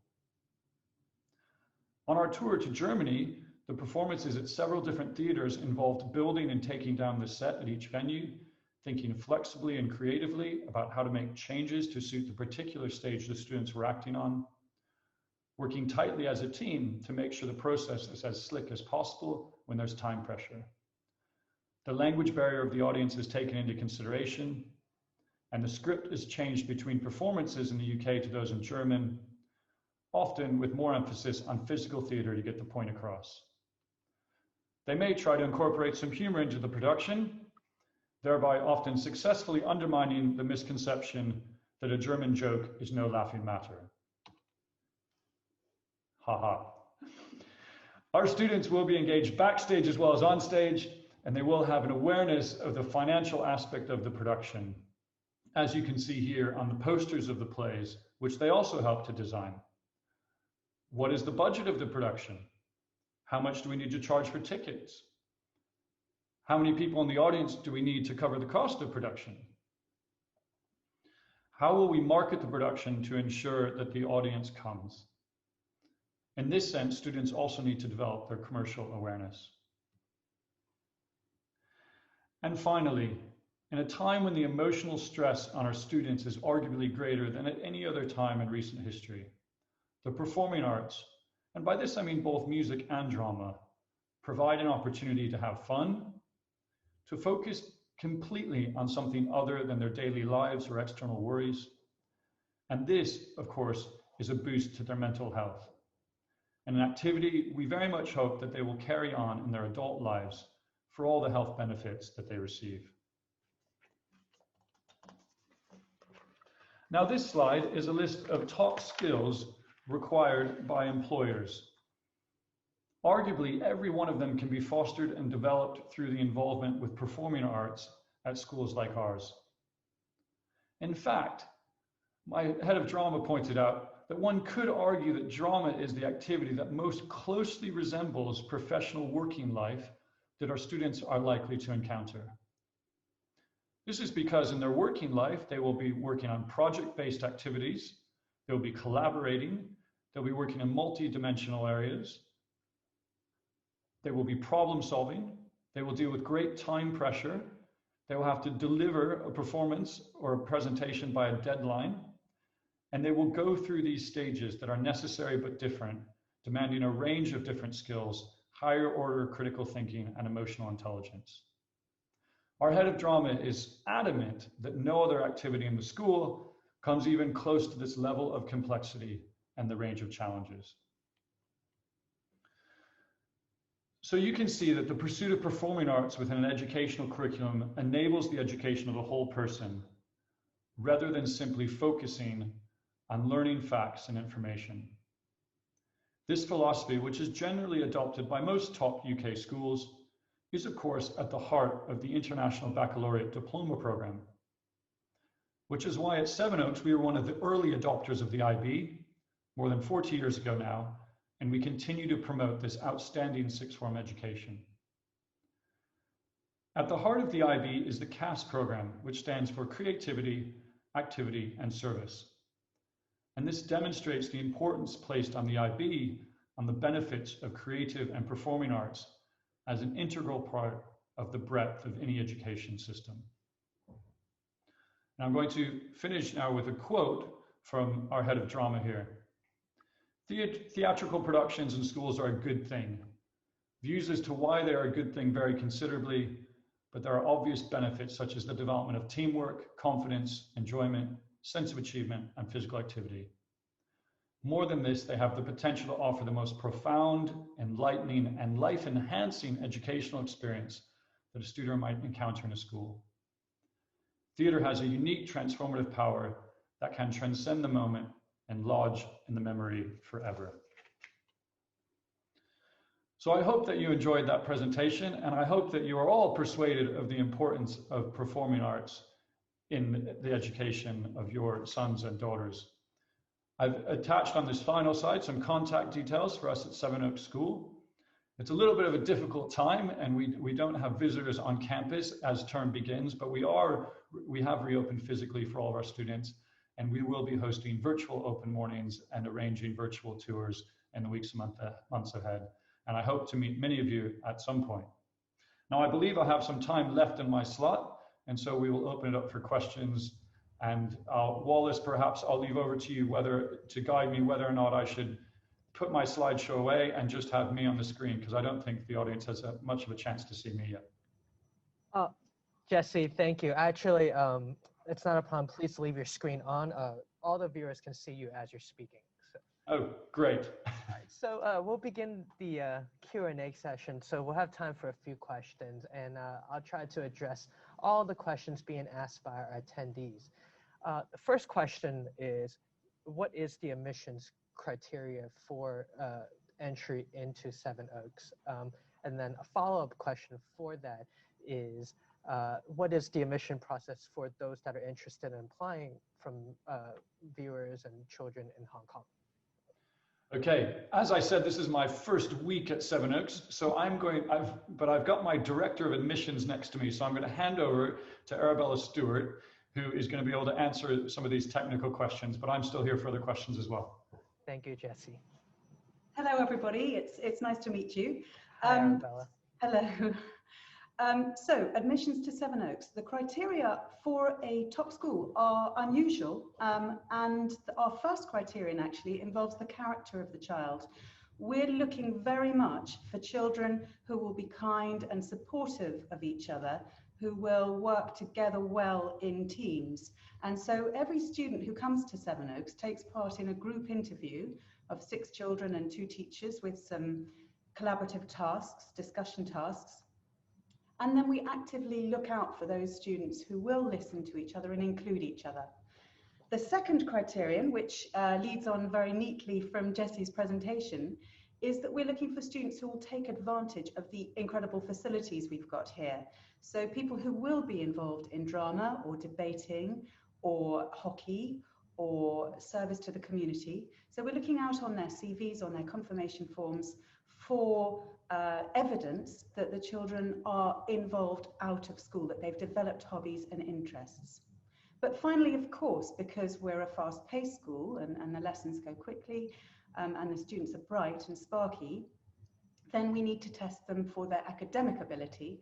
So every student who joins us at 13 is tested in English and maths, past papers on the website, plus verbal reasoning, and at sixth form in English, maths, and then a general sciences and a general humanities paper. The timings are important. So for applications for sixth form, you would need to apply by the 1st of August, just over a year before joining. And for year 9, it's the 1st of October, nearly 2 years before joining. So there's quite a big lead in, although we don't do pre-testing in year 6 as some other schools do. So perhaps if you're in year 6 or even at the beginning of year 7 and starting to think about year 9 entry, that's not too late for Sevenoaks. We do have an entry at year 7, but that's only for day students. So that would really only be for parents who are moving to the UK in time for their children to join at year 7. I hope that answers the questions. I believe it does. Thank you. And, Great. I shall hand back over to Jessie. Thank you. Thank you. The next follow-up question, and I'm sure Jessie, you or Arabella can answer this as well. Now, Sevenoaks is an IB school. And how do applicants and families know if it's more suitable for their children to be in IB or in A levels? And then the second follow-up question for that is if people were applying to Sevenoaks and it is an IB school, how is that transition for children that are coming from non-IB schools? Okay, a very good question. And I know for families thinking about British education, it takes a little thought and time to navigate between A levels and the IB. For me, the key strength of the IB diploma program is the breadth that it offers to the students studying it. So if you study the IB, all of the students do 6 subjects. Now there's still scope within the International Baccalaureate to specialize because you do 3 subjects at higher level. So you spend more time studying those and you develop your skills at a higher level and your knowledge. Then you also do 3 subjects at standard level. But the IB diploma is a diploma. It's an all-encompassing qualification that involves a lot of independent research. There's an extended essay as part of that. There's a critical thinking, philosophical part of the course called Theory of Knowledge. And you also have to do creative things, as I mentioned, and active things and service. So it's really an all-inclusive, rounded education. A levels, in contrast, are much more narrow and much more focused. So when you do A levels at the 6th form at a British school, you tend to do just 3 or 4 subjects. And so it's a much more narrow curriculum. So I think what might suit a student doing A levels is a student that knows they only want to do maths or sciences, and they're not as interested in the humanities or language or other creative subjects or that kind of breadth of knowledge. Whereas a student that enjoys a range of different subjects and wants to be really well-rounded, then the IB suits them very well. I think it's also worth pointing out a little bit from the perspective of university admissions. Most universities in America, for example, these days, which is a very popular destination, most of those have what's called a liberal arts education, which is much more similar to the IB. If you go to an American university, you have to study a range of different subjects. You probably have to do some maths and science. You also have to do some arts and humanities. And the IB is an excellent preparation for that. It allows you to keep those skills going in all different areas. I know, and I'm sure many of the listeners know, that anybody can become very good at maths. But that same person can also learn to speak a language, develop good communication skills, and also write good essays. So it's that breadth of the IB that we really like. Now, in terms of the second part of the question, what's it like coming from another school that's not an IB school to an IB school? For us, we teach IGCSEs and GCSEs in those years 9, 10, and 11, the ages 14 to 16, as pupils are coming into the 6th form. So actually, if you're doing GCSEs and IGCSEs, those are a really good preparation for the IB, because most people will be doing 8, 9, or 10 GCSEs. So again, you already have that breadth and the strength of different subjects. And actually, we find a lot of pupils after GCSE, they would have found it very difficult to choose just 3 A levels, but it's quite easy to choose 6 IB subjects and keep many different subjects going. So it should be a relatively seamless transition to an IB school in the sixth form, as long as you've had that breadth of education through years 9, 10, and 11.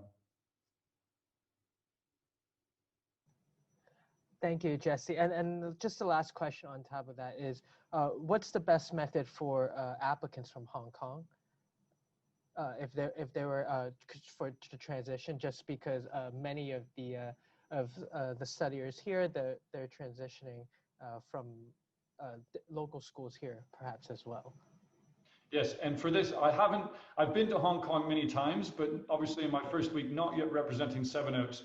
So I'll let Mrs. Stewart talk to you about the process for applicants from Hong Kong. Thank you. Hello. We want our admissions process to be accessible to anybody from any educational background anywhere in the world.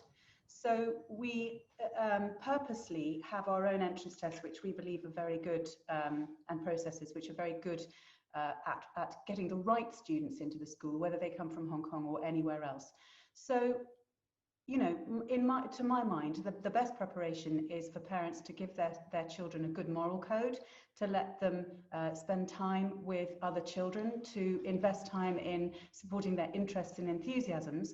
Of course, they need to be prepared for the entrance tests. You can't just walk into an entrance test and never have done any practice before. But I think any good school which teaches English and maths well and does a bit of past paper practice with them just in the run up to the test is going to be absolutely excellent educational preparation for Sevenoaks. We do in normal times come to Hong Kong every year in April to sort of invigilate tests and do group interviews there in Kowloon. So that makes it easy for people in Hong Kong to take part in the entrance process. Of course, this year we weren't able to do that, but we very much hope we'll be back next year, fingers crossed. Otherwise, it'll be a remote Zoom situation. But yeah, it's completely accessible to people living there, and we do try and come and say hi to everyone once a year. Thank you, Arabella. And thank you, Jesse. Jesse, I believe we have time for one more question. And this last question will be more to do with your presentation about performing arts. Now, the questions coming in is having a background, a requirement, background in performance arts, a requirement for entry into Sevenoaks? And then the second question on top of that is, once students do gain entry to Sevenoaks, what kind of special programs are available for children and students at Sevenoaks, and then what age does that start? Okay, a good question. I would say in general at Sevenoaks, there's no requirement for expertise or real interest or experience in any of the co-curricular things that we offer. So if you come here in year 9 and you want to become a tennis player, we can start from scratch and support you in becoming a tennis player. And if you're already a very good tennis player, an elite tennis player, we've had a number of players here with national rankings who've gone on to university on scholarships to play tennis. We can cater for that really high level as well. And then, of course, we have dozens of pupils in between playing tennis. And the same goes for music. And of course, the same goes for drama or performing arts. If you've never been on the stage, if you've never acted, that's okay. You can come here and we will get you involved, possibly in smaller roles and help build up your confidence and experience, but you could still be in a lead role or starring in a school production and your time here. And again, that's the same for music. You may be very, very good, and I've met some fantastic musicians from Hong Kong, but you may come here and decide actually you want to learn an instrument, and we can cater for that as well. And whatever level you are, if it's grade 3 or 4 or a diploma, or we've taught students who are going off to international competitions. So our co-curricular life here is a really important aspect of the school. It's obviously something that the British education system is very famous for and prides itself. And we have 110 acres here, gorgeous facilities, multiple spaces for the performing arts. And we can cater to the highest level, but also we welcome novices and beginners. I hope that answers all of that. Perfect. Thank you, Jesse. And I believe that's all the time we have with you for today. So before I let you go, do you have any parting words for all of our attendees today? Yes, you put me on the spot, Wallace, but I've got some parting words. I think what I would say to all the attendees, and I know we've got over 250 families listening right now, is as we just recognize this is a really difficult time. In this global pandemic, in some ways, I think it's brought the world together and that we've all faced the same challenges and the same virus in our personal lives, and it's affected our professional lives. And unfortunately, very sadly, it's affected the education of the children. Here at Sevenoaks, we've been fortunate in that we've been able to keep the education of the children going remotely, and so we've been teaching pupils online and ensuring that they're all making good progress. But we all look forward to the world returning to normality, and I'm delighted that we've had hundreds of boarders, including boarders from Hong Kong and China, who've made it back for the start of term here in the UK, and we haven't done everything perfectly here in the UK. The government could have done better at points, but we're managing the infection quite well now. And I'm very confident and hopeful that we're going to have a great school year and that things will return to normal. So my real parting words are, hang in there. We're all going to get through this pandemic. And we look forward to meeting many of you in person on the other side. Thank you, Jesse. Thank you so much for joining us today, and we really appreciate your time. Best of luck to you as you begin your school year at Sevenoaks as well. So going forward, just to reiterate to all of our guests, if you have any questions about the admissions process at Sevenoaks, you can connect on to their website through the web page that you use to register for this festival. So going forward, I would like to introduce our next speaker. Our next speaker is Jennifer Ma of Arch Education. Now, I'm just going to do a brief biography of Jennifer before I hand over the microphone to her. So Jennifer Ma is the co-founder and director of Arch Education. Jennifer attended top schools, including St. Paul's Co-Educational College here in Hong Kong and Benedict School in the UK, before graduating from the University of Oxford with first-class honors in economics and management. Jennifer achieved her master's in education at the University of Hong Kong and is the co-author of the bestseller, Boarding Schools, All You Need to Know. Jennifer is a Benedict School trustee, China Oxford Scholarship Fund panelist, and is part of the University of Oxford Pembroke College Alston Circle. At Arch, Jennifer is responsible for the development of enrichment programs. She leads the UK and HK consultation teams, which specializes in applications for Oxbridge and professional subjects, including medicine, law, and architecture. Without further ado, I'd like to pass it over to Jennifer. Thank you, Jennifer, for joining us today. Thank you very much, Wallace. Thank you to all the parents and students for joining us today. And thank you to Wycombe Abbey Hong Kong for inviting me to be a panelist today. Arch Education is the only organization today that is not a boarding school. We are an independent education institute in Hong Kong that prepares students who are interested in applying to UK, US boarding schools. So over the past 11 years, we've had thousands of successful cases helping students apply to schools abroad. And I'm very, very excited today to share on this topic, preparation for UK boarding schools, assessment requirements, and key considerations. So without further ado, this is, let me see.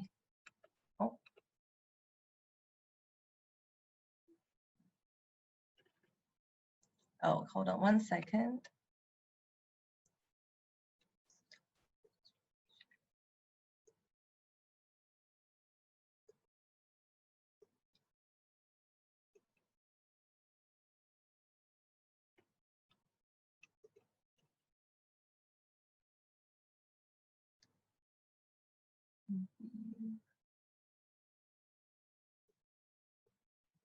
Okay, so Today's agenda is as follows. I'll give a brief introduction of Arch so you understand what kind of experience we have and why top UK boarding schools. I would be referencing the very top UK boarding schools in terms of the assessment requirements, because once you are able to understand how the top boarding schools recruit, then the same mentality applies to all the boarding schools in the UK. I'll talk about the latest insights of trends, including timeline changes, multi-layers of testing, diversity of assessment coverage, interview questions, and progression pathways that you should take into account whilst preparing. At the very end, I will also recap by summarizing the 6-step preparation process we go through with our students, or if your parents would like to do so independently. Arch, our mission is to bridge the education gaps, and we do 6 things. First of all, skills enrichment for students aged 7 to 14 in critical thinking, speaking, reading, writing programs. As mentioned earlier, we prepare a lot of students applying for overseas boarding schools or universities, postgraduates.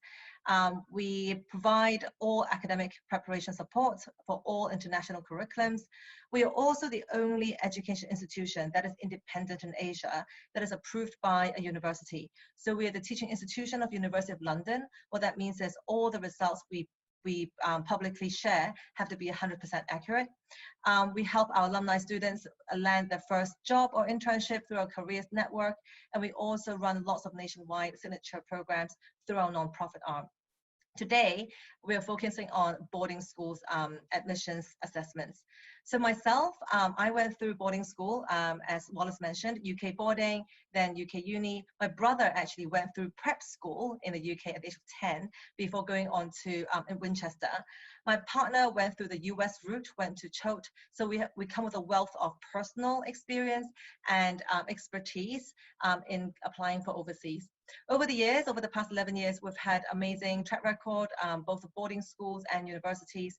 This year alone, we got 93% of our students into the most selective 11 boarding schools, with 85% of them getting unconditional offers or scholarships. Our students come from all walks of life, and they go through different education pathways, and that makes our job more challenging but also interesting, because we need to help students bridge the gaps in preparation. So they can be from local school directly to overseas universities, international schools to overseas universities, or they can be transitioning from local to international. Pathways 4 and 5 is basically going through boarding schools and then staying in the same region for universities. Pathway 6 and 7 means they go to boarding schools, then to different region for university. So preparation to bridge a gap is absolutely key. Our source of insights for boarding schools is because we have had a lot of experience walking through students through their profiles from a macro viewpoint. Oftentimes students come in at different ages, as young as 6, 7, and as older at maybe even 16, 17, looking for different education pathways. So what are the midterm and long-term considerations and how to map their plan out? We have a few senior consultants, themselves former headmasters of schools in the UK, going around schools for annual visits. We actually help with preparation and not just processing. We are objective in our recommendations. We are not agencies, which means we don't take commission from schools. So all our recommendations are very objective, tailored to each student. And most importantly, we have a lot of students who we help with university applications, and they're currently actually boarding school students. So they often give us first-hand insights on what boarding schools are like. So why top UK boarding schools? Many parents ask, should I just go to any school so I can just complete my GCSEs and A-levels? Or should I really strive to go for the more competitive schools where I need to go through the many rounds of assessments and evaluations? Well, there are merits for going to top boarding schools. And for this iFestival, I also see many of the top boarding schools are being featured, mainly for a few reasons. One is the academic diversity and depth. The better the boarding school, the more resources they have, and the more subjects they're able to provide. For example, economics, they may be able to provide that subject in business studies at GCSE level. Some schools for IB even provide diverse subject choice, let's say anthropology, astronomy.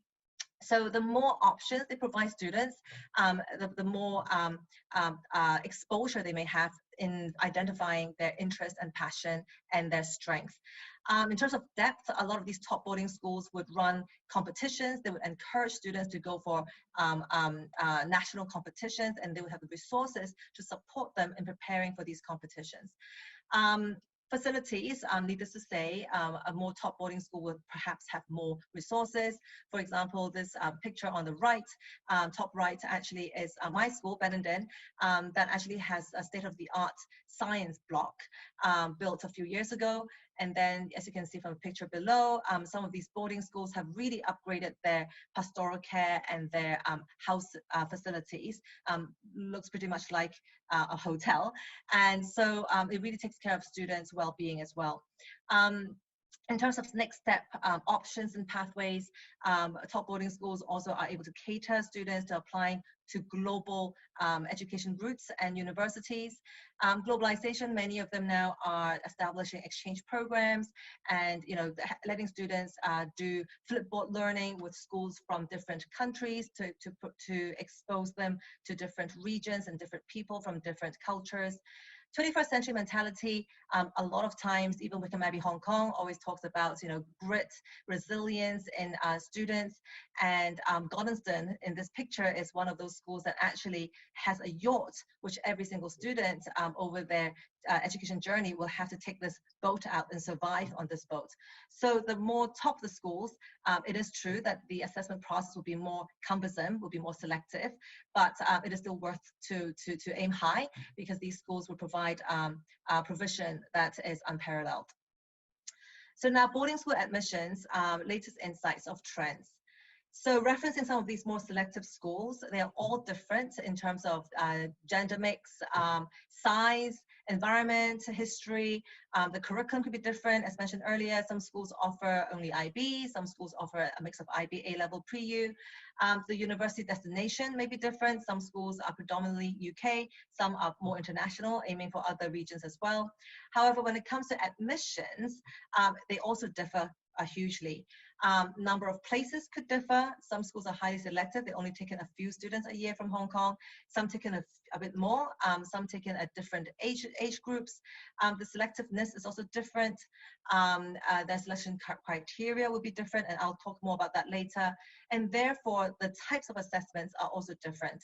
The most confusing part, however, for parents is a time frame for registration and the timeline of examination taking place, because each school has their own examination timetable that we have had students applying for, let's say, all boys or all girls in particular, boarding schools where they have to fly abroad to do weekend interviews, end up flying 4 times in 5 months to address, to attend to all these interviews. So it's really important that parents do research, and I'll talk a little bit more about that later. So timeline requirements differ by school. Just to give you a snapshot, just taking a few all-boys schools as reference: Eton, Harrow, Tunbridge, Westminster, Winchester. These are all boys schools, and they have different types of exams, different stages of examinations, from pre-ISEP to school pre-test to interview to common entrance or proprietary examinations. They also have different requirements and different times. Harrow and Tunbridge use agencies, and the other schools do not. So at the age of 10, they might already have to start writing these papers for the 13+ entry. So a few years ahead in terms of preparation is important.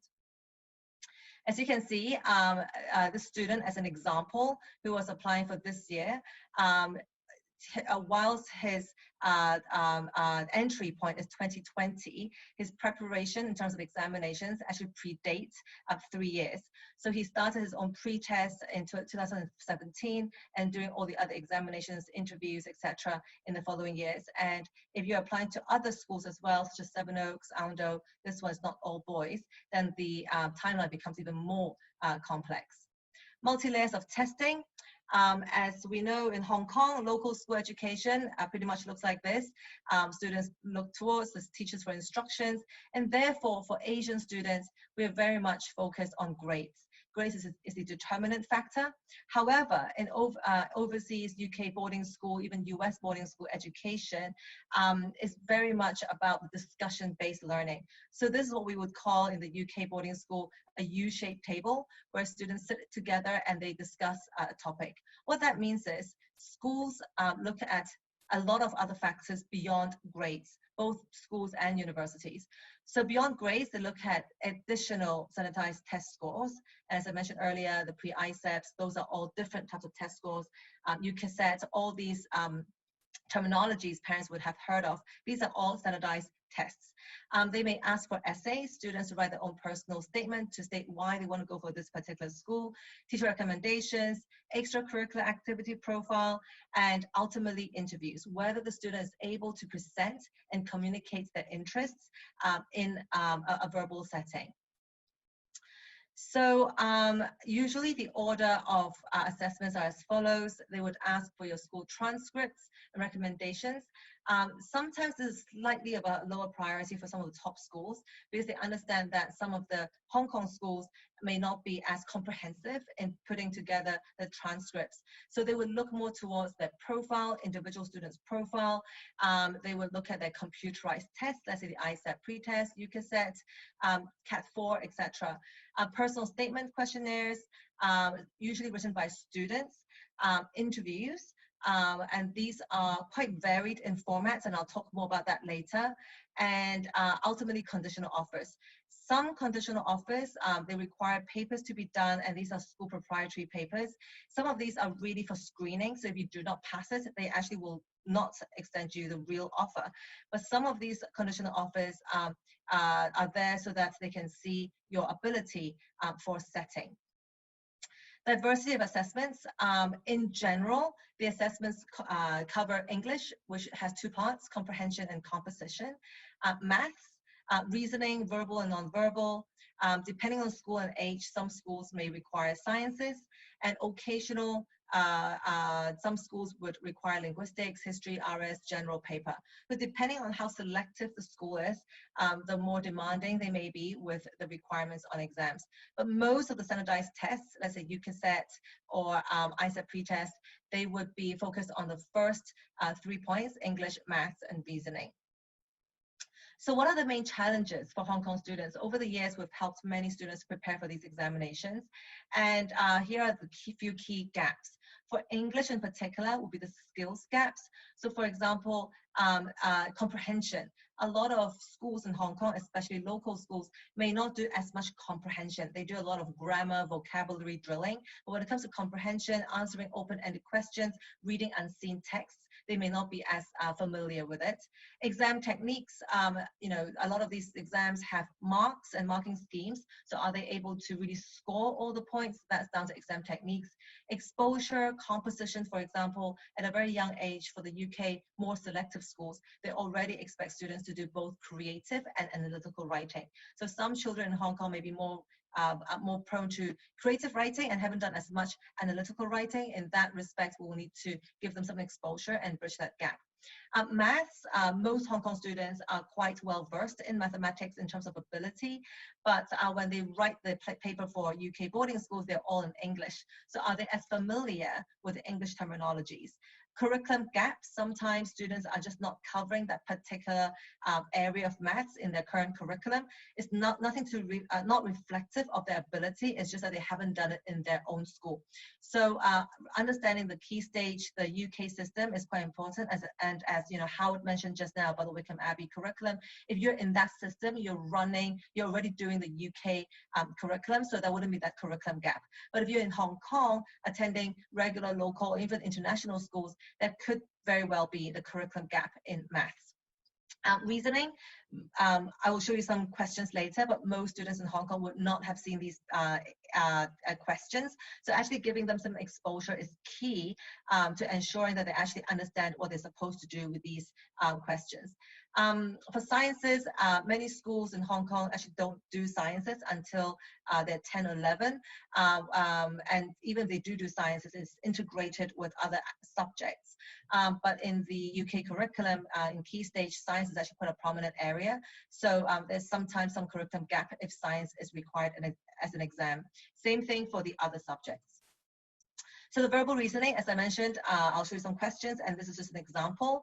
And it's all really about word patterns. It's really about vocabulary, about relationships between words, a bit of grammar. So it's a way that is asked that could differ. And some schools actually have their own verbal reasoning tests, and their focus of question types or emphasis may also differ. This is non-verbal, very much about spatial awareness. It does test your quantitative ability, because spatial awareness is quite related to like your maths and science ability down the line. And so, in fact, this kind of paper is not just for boarding schools. As old as going into universities, some subjects like medicine that require this kind of aptitude would also use non-verbal as a test. So for these tests, students can improve with preparation, because the more familiar they are with it, if they are aware of what kind of techniques they can apply, they can improve. But ultimately, these tests are not supposed to be prepared just simply because this is an aptitude test and there is a natural ceiling for each candidate. But some preparation is good for them to familiarize to these question types. For us at Arch, we also do a lot of analysis of different examinations across different schools. Different schools' proprietary papers may entail a slightly different syllabus and exam focus. So depending on how students are going for which schools, then it's also important that they understand the requirements per school. Some schools are quite open. They provide you the syllabus. They give you, sample examination papers on the website, such as Sevenoaks, as mentioned earlier by Arabella. And that's very, very helpful of the school, but not all schools do that. So it's important to get as much information from track record performance of our other students to share with current cohorts. Interviews. So a lot of parents are very concerned about interviews, because you just never know how the child will perform on the day and what kind of interviews, questions they may come across. And sometimes the interview setting could be different as well, which could also throw students off. So for example, a lot of the girls' schools in particular, and a few boys' schools, and some other boarding schools would prefer to invite students over to the UK to be interviewed. But of course, a lot of schools also interview in Hong Kong, many of them through agents. So the format is very different, because if you go abroad for interviews, either you go to, you are in a different setting, and you need to acclimatize to the environment, to the weather, etc. But at the same time, many of these interviews take the form of weekend interviews, which means students need to immerse into group activities or group interviews, which is very different from the one-on-one interviews that take place in Hong Kong through agencies or expo fairs. Each would have their slightly difficult situations to navigate, because if you're in a school setting, you have a much longer time, much more activities to be evaluated on. So the students should really, of course, enjoy themselves, but at the same time, has a longer time they will need to perform. If you're in Hong Kong and you're going through these expo, interviews, then you really only have like 10 to 20 minutes to showcase yourself, and the whole environment may be a little bit rushed. So it's one candidate after the other candidate. So it's even more important that you need to be immediately memorable for the right reasons. So different skills are required for different environments. Usually in terms of interview question types, if this sharing is 2 hours, I can share more about interview questions, but just as a summary, there are lots of different types of interview questions we have come across. Personal standard questions like, why UK boarding school? Why should we pick you? Or what are your hobbies? To debate over controversial topics. So for example, do you think Trump should win the next presidential election? Or, is inequality something that we can solve, or should we solve it? So oftentimes students answer a response and then they get a question on the contrary of the response. So they really have to debate their own points and also debate with the interviewer.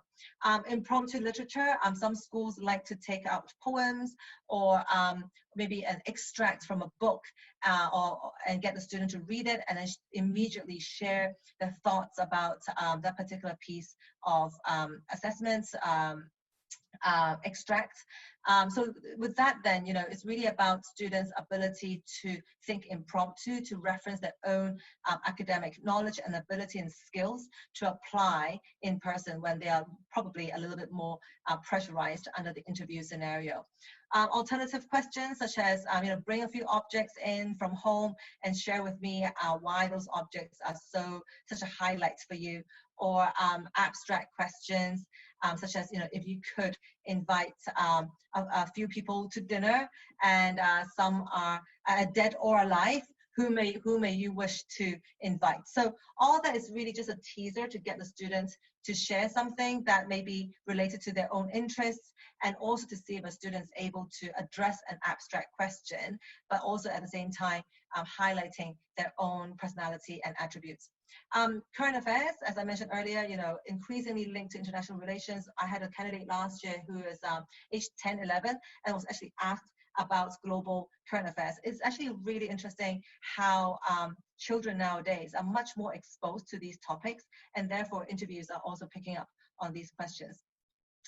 And at the same time, obviously brain teasers, no right or wrong answers. It just depends on how you tackle them, and at the same time really bringing out the students' presentation skills and also personality. Just to give you an example, I'm not sure whether this is a brain teaser question or just an alternative question, but one of our students who went for a selective girls' school got presented this painting and asked, what is this painting trying to tell you? So the student has to, explain the different features and probably share her own thoughts. And then the follow-up question would be, if you were to name this painting, what would it be and why? So it's really just a conversation, nothing to be scared of, but at the same time is to see if a student is able to embrace that unforeseen question and situation. And it's very relevant because when you go to school, ultimately you are in a group of students and engage in discussion-based learning. So the more you're able to embrace discussion, the better for the student immersing into the new school. So lastly, 6-step preparation. So whether it's with us at Arch or parents can do so independently. Every year we bring on maximum capacity of 40 students. And as I mentioned earlier, we had really stellar results the past year. So 6 steps, first of all, we always meet every single one of our students because their aspiration could be very different, which means the type of schools they want to go for will be different. And whether they should even go to boarding school is also a question. So what's the student's long-term goal? Is their current school the right curriculum? Any particular area or profession they'd like to pursue? So for example, if a student says, I really want to go for medicine, and that's it, then whether they go for, stay in Hong Kong school and they'll go directly to Hong Kong universities, or whether they want to open options abroad, is IB a better curriculum or A-levels? So all these questions are very important to identify what schools are right for them, and then set out the preparation timeline. So if they're going for various different schools, then setting out the timeline is getting a bit more complex. More schools are moving assessments earlier and also changing assessments. So the second thing we do is come up with a timeline individually for each student. Then, as I mentioned earlier, a lot of these examinations are not really content heavy, they're very much skill based. So whether it's like interviews through speaking programs or our Socrates program to get them to think about current affair issues and verbalize their thoughts in a small group setting, which really simulates the boarding school way of learning. We'll also think about that. I think a lot of parents in Hong Kong like to do one-on-one, and I understand the effectiveness of that. But actually, if you're thinking about immersing them and preparing them up to go to schools abroad to study, small group environment is actually much more favorable to their development. Then a lot of different tutors for us to tutor across all the different subjects, especially for the sixth form entry. If you're going for sixth form entry at the age of 16, 17, actually students will pick their own subjects for A-levels, and they will have different subject examinations. So actually ensuring that they can do those subjects is very important for the exams,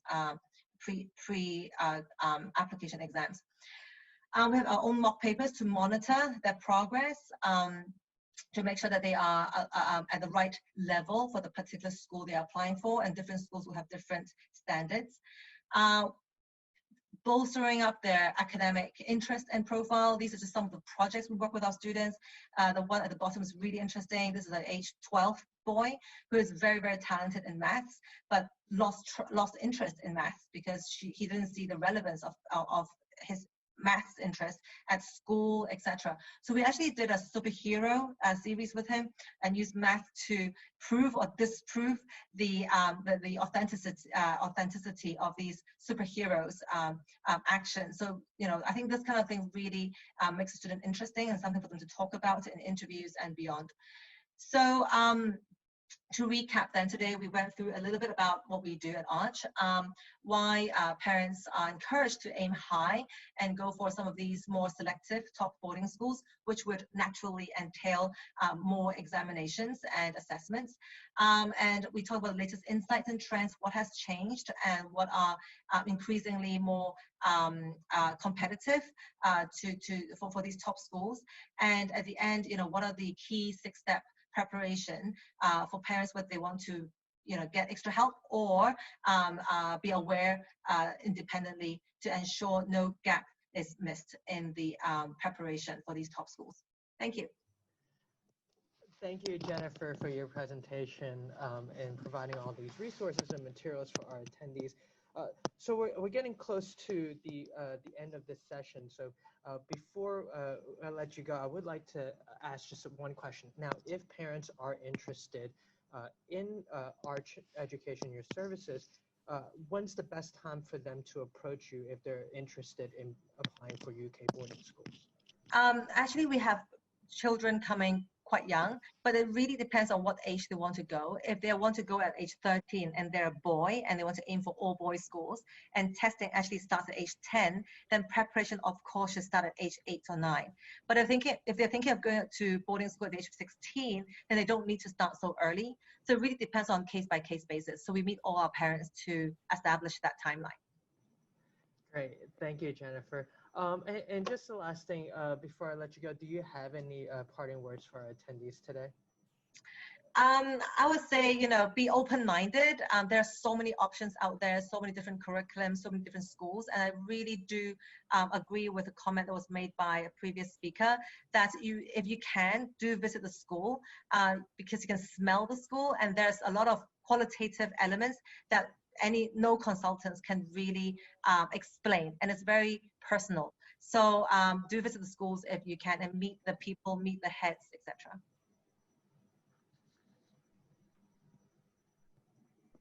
Thank you. Jennifer, thank you so very much for your time and all your expertise. I can see from the comments at the bottom you're stimulating a lot of conversation and questions. Unfortunately, we've run out of time, but you can see the Arch Education. I'll answer them live. I'll type in the answers. Thank you. You can see the Arch Education number there, everybody. And also Jennifer is just said she'll be good enough to stay online and get into the typing. Yeah. So Jennifer, thank you very much. And thank you to Arch for your support this afternoon. Thank you very much. Thank you. Bye. Bye-bye. We move on now to our next school, and we're delighted to be joined by 2 colleagues from Rugby School who are going to be presenting together, Sally Rosser and Lisa Greatwood.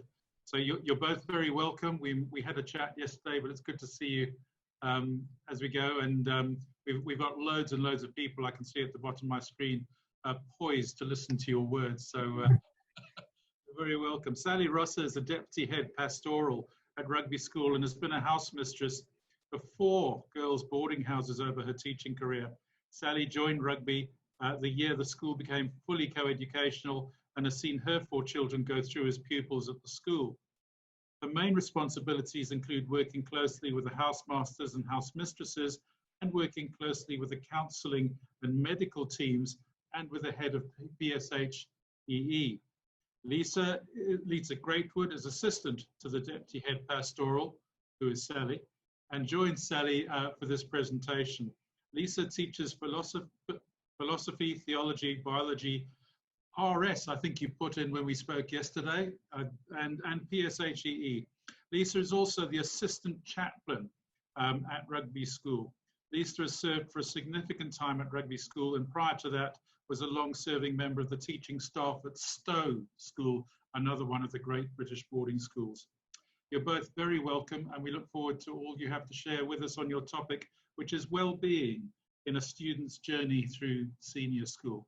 Thank you very much. Over to you. Thank you, Howard, and it's really good to be here this morning. I will get my screen. Hopefully people can see that.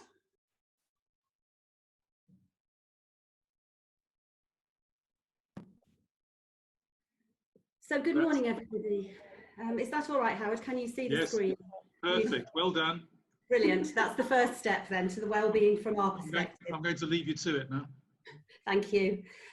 So as Howard said, I'm Sally Rosser. I'm going to begin the presentation this morning really just by taking you through some of the specifics about how we at Rugby School are set up to look after your children and to work with you and them to make sure that their well-being is all that it can be. We know that happy children make the best learners, and from the academic perspective, everything that we do is geared to making them be the best that they can be and achieve the best that they can achieve. So I'm going to start, as I say, by taking you through a little bit about Rugby School, and then Lisa is going to speak specifically about that well-being journey.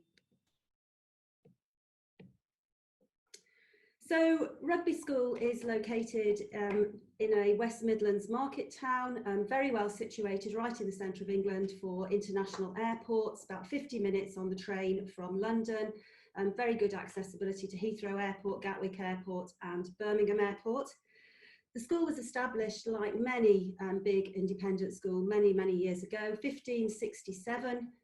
Lawrence Sheriff died, and on his bequest established a school for local boys. In the 19th century, the school moved from the centre of town onto the Lord of the Manor's site. The school has grown up on the south side, and the town has grown up around us.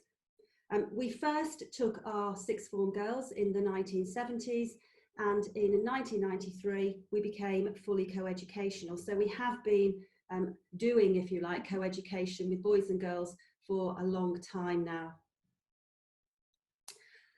So we currently have 840 pupils on roll with an equal split between boys and girls, and even with coronavirus and all the difficulties that that has caused, we are expecting around 830 pupils to actually be here in school next week, and the other 10 or so to be joining us in the next few weeks as flights allow. 640 of them are full boarders, and we absolutely pride ourselves here at Rugby School on being a full boarding school. I would advise you as parents, when you are looking at full boarding schools, particularly from the international perspective, to really make sure that the schools that you are looking at are full boarding. All of our boys and girls are here 7 days a week if they are boarders. We have a full programme of lessons on a Saturday morning with sports activities in the afternoon, a social programme in the evening.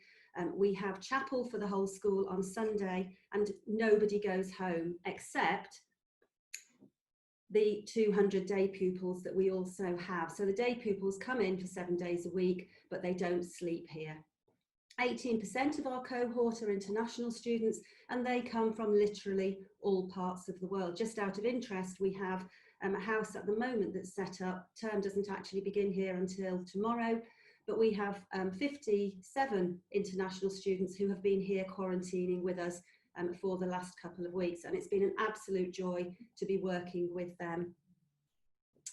I will talk a little bit about our house setup, absolutely integral to supporting every young person here at Rugby School, absolutely integral to their well-being.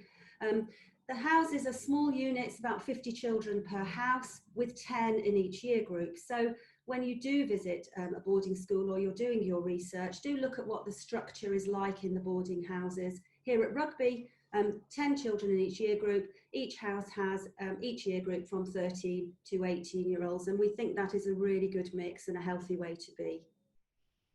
Around 140 pupils join us in year 9 at 13 plus, with a cohort also joining us in year 12 into the sixth form.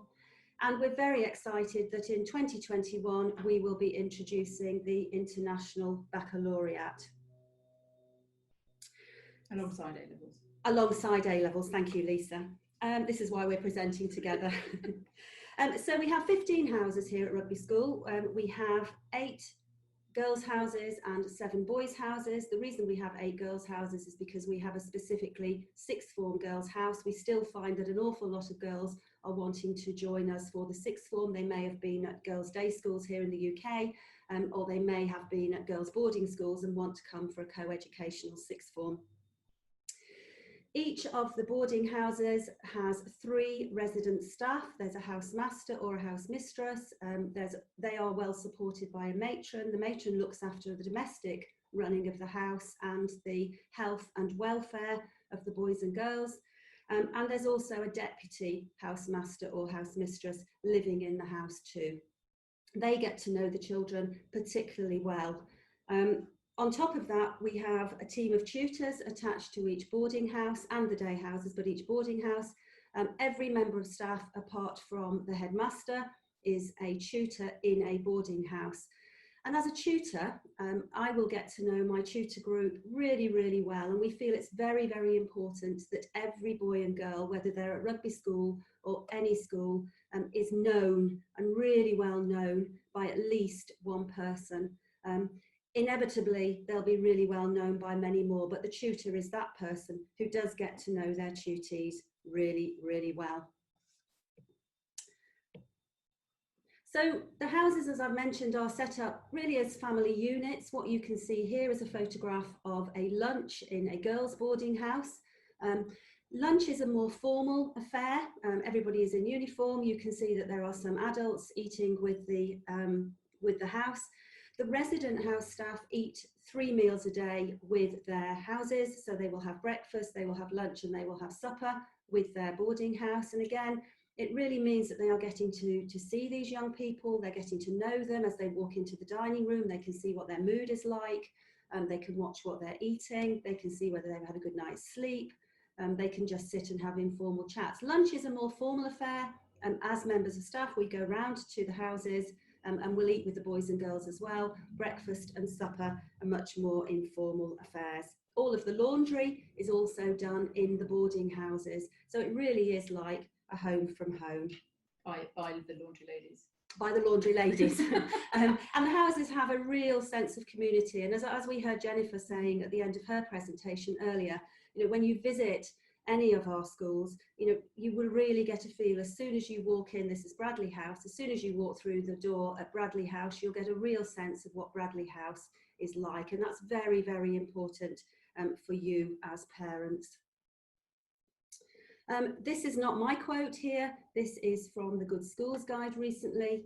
And this is Kilbracken House, one of the boys' houses, having fun in the garden. But I hope you would find, if you came to Rugby, that there really is a sense of community, that pupils are welcoming. They are very, very used to having adults around them. It is true to say that when the young people first come at 13, it takes them a little bit of time to get used to us, putting them to bed, always being with them, asking them how they are. But they very soon get familiar with that. And I think you as parents, when you come, would be invited to come and have lunch in one of our boarding houses, to come and meet the young people. And I hope you would be saying what the Good School Guide is also saying. Settling in, so our term, as I say, begins tomorrow. So our new children at 13 plus and our new sixth form will be coming. For the 13 plus children, we have a full week this week of induction, where they are introduced to the teachers who are going to teach them, to the tutors who are going to be working with them. They will meet their year group, or have met their year group already in June. This year, really strangely, and it is really strange because Lisa and I are both people persons. This year we had a virtual new pupil day, but just like we are doing here, we're able to introduce them to each other. So they've already got to know each other a little bit from June. As parents, we feel it's really important that you get to know as quickly as possible the parents of the other children that your young people will be living with. We have an activities weekend specifically for the 13 plus children, and that's in 4 weeks' time, where they will be living together as a year group for a weekend. Normally we'd be taking them off site. This year we'll be doing it here at school, but they'll be completely off timetable, and that weekend will be spent for them getting to know each other really, really well and building relationships with each other. Lisa is going to talk a little bit more about the importance that we place on developing those positive and healthy relationships. In addition to the house teams that we have, as Howard said at the beginning, I work very, very closely with our medical team and our counselling team. The physical health of the children is clearly vitally important, and our medical centre, with a fully staffed team of 5 fabulous nurses, will look after the physical health of the children with us. Each boarding house, and the day houses, but each boarding house has its own named nurse who gets to know the 50 children in that boarding house really, really well and can be another go-to person for them. On top of that, we have a team of 5 counsellors who are offering that additional support should it be necessary. The team call themselves the Time to Talk team, and it's exactly that. They're fully integrated in the school. There is no stigma around going to see a counsellor, because it literally gives the young people with us that time to talk about anything that might be worrying them. I'm going to hand over to Lisa in a moment, but again, this is not what we say about ourselves, but the Good Schools Guides say that we have put an enormous amount of effort into our pastoral care, and we would hope that if we are lucky enough to have you visit us at any point, that you would say the same too. So I'm going to hand over to Lisa, and I will come back at the end of the presentation. So in terms of relationships, we know that actually one of the key things in ensuring that people have good well-being is how connected they feel to other people, and therefore it's right at the centre of everything that rugby does, is that actually the relationships. We actually explicitly teach about how to have good relationships, and about conflict, and particularly relationships with peers, but also with staff. So if we can have the next one, yes. So here we've got a lesson. The staff are all trained. We have highly enhanced kind of safeguarding. We have lots of instead for staff, and as the staff are in with the pupils in houses so much, actually the quality of the relationship that develops is really, really special. And our idea is that actually every child should have a network of people that they're able to talk to. We recognise that actually they will want to talk to, they will pick who they want to talk to, but our philosophy is to make sure that there are plenty of people, so housemaster, deputy housemaster, tutor, matron, counsellors, peer listeners. We have the older pupils are trained in how to listen well and how to help. They might have buddies in house, they have family groups in house. So it's a massive part of our ethos that actually the pupils feel supported and have people that they can talk to. So much so that actually this is our sort of our strapline, if you like. The whole person is the whole point.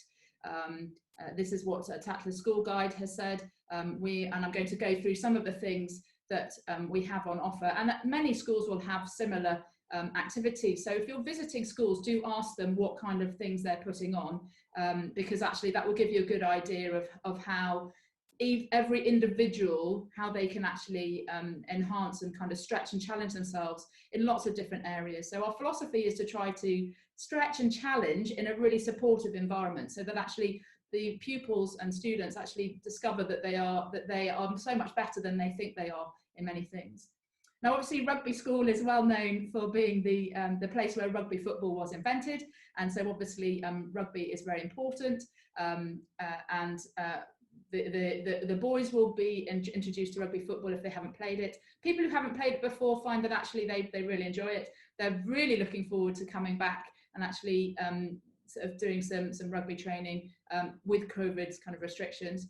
But rugby is not the only thing that we offer. We have a huge number of different sports. So we have hockey, boys hockey, girls hockey, sailing, fencing, cave pigeon shooting, athletics, cricket, loads of them.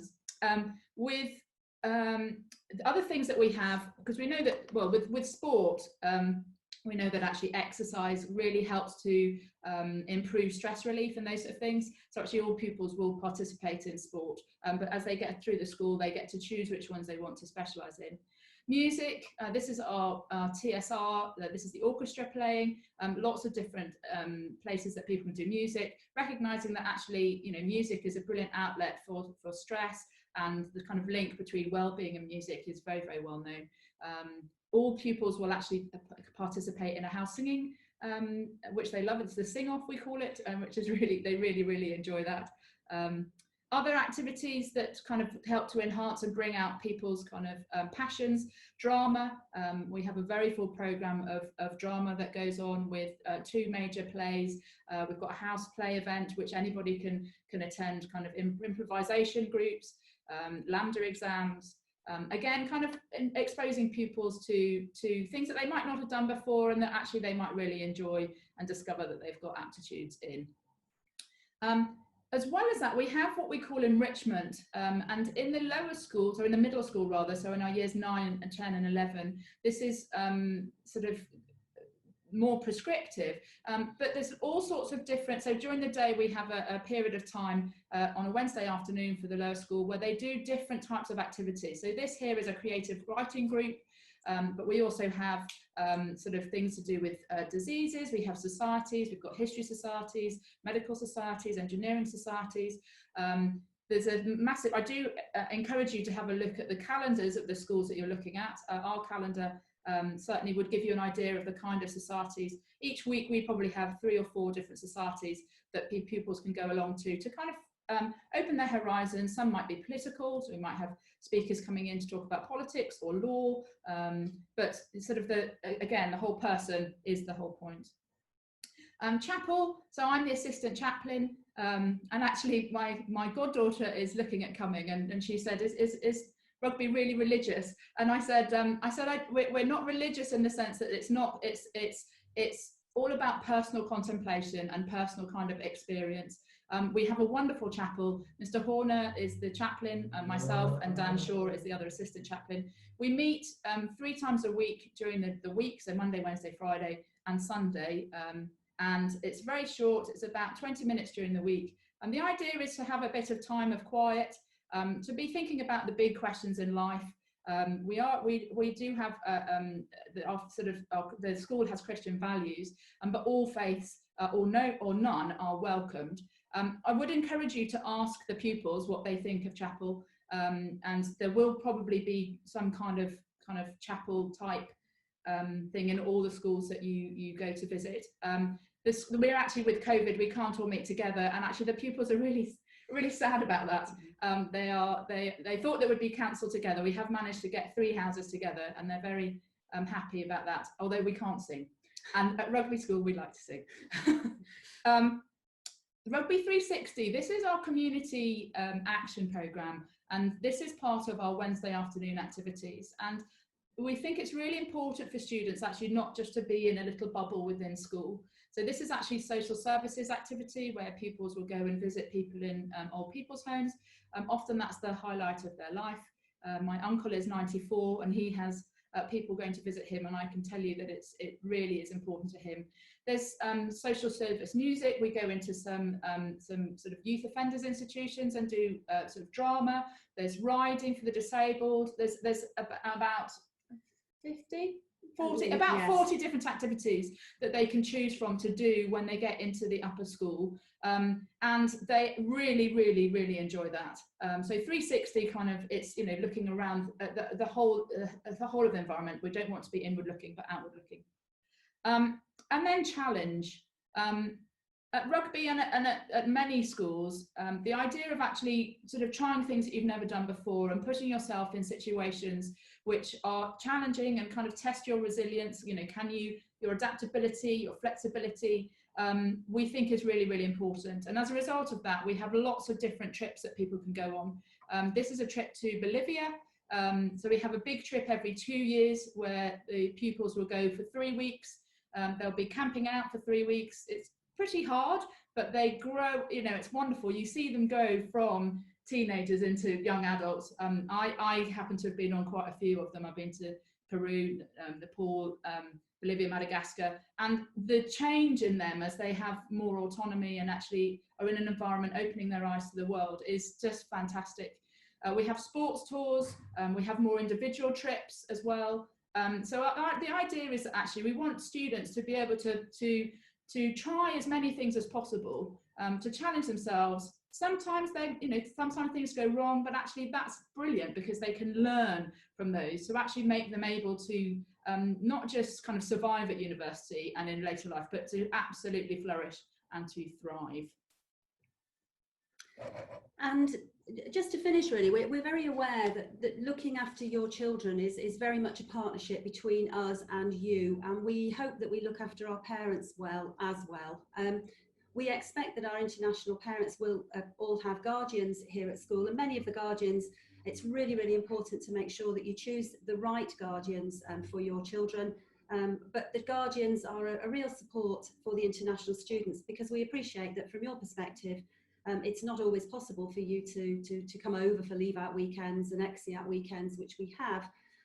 Wherever possible, we will involve you in everything that we do with your children. We've got a very well established now a series of parent education seminars, which we run at leave out weekends and half-term weekends, where parents who are able to be with us in person come, and we will deliver sessions around, for example, in a couple of weeks' time, Lisa and I will be delivering a session to the new parents about the settling in process, how it's been, introducing ourselves and what you can expect from the next 5 years. The joys of having learned how to do this type of technology so well in the last 6 months means that we are going to be able to record those sessions and actually to bring international parents in live into those sessions. There are many points of contact for you as parents, so the house would be your main point of contact. We encourage our house teams to engage with you in this sort of way, perhaps having your child sitting with me as their tutor so that we can have a conversation with you, the parents, so that you can check in on how they're actually doing. Obviously, you are very welcome to visit. Although we're a full boarding school, we very much encourage parents when you are here to come to chapel on Sundays, to take your child out for lunch. If you're flying in maybe just for a few days during the week on a business trip, we'd invite you to come to the school to connect up with the teachers, with the house team, and take your child out for supper. But it's very much a partnership, and we feel strongly that that is the best way to ensure that your child has the very best journey that they can possibly have while they're with us. I think, that's about perfect timing. So if there are any questions, Howard, then Lisa and I will be very willing to try and answer them. Thank you, Lisa, and thank you, Sally. Yes, I believe we have time. We have a few minutes for questions. So the first question our viewers have is, what are the main entry points for admissions at Rugby? And more specifically, how is the admission process look for a parent from Hong Kong that's interested in applying? Yeah, okay. So the main admission points are at 13 plus and 16 plus. We do take into a year 10, but a very small number in year 10 if spaces become available. How would a parent from Hong Kong apply? Really, you would need to go to our website, to the admissions department, and to connect there. We do encourage, and again, those of you who are listening to what Jennifer said, we very much encourage you to come and visit the school in person. At the moment, we would be setting up this sort of virtual conversation, but we would encourage you to come and visit. We do expect that you will bring your child over for interview, to meet the housemaster, the housemistress, and to be interviewed in person. We also run admissions tests, so the admissions tests would be in English and in maths, and where possible we would expect those to be sat here at school on the day that you come to visit and have your interview. At 16 plus, if you have a child who you think might be coming at 16 plus, then you need, for example, for September 2021, the admissions process will be taking place almost as we speak, with entrance exams being sat here at school in November. But again, if you are thinking of admission for 2021 or 2022, Obviously, with the COVID situation, things are slightly different. So I would encourage you to get onto the website, look at the admissions department, and be advised by them. Thank you, Sally. And I believe we probably have time for one more question. So the next question is, we can see that sports is a big part of Rugby School. Now, does Rugby offer any scholarships for sports or in financial assistance or aid in general? Yes, we do. Yes, so we have scholarships in pretty much every area of school life. So sports scholarships, academic scholarships, drama, music, Design. IT, design, art scholarships. And again, I think if you look on the admissions website, the scholarship information is there.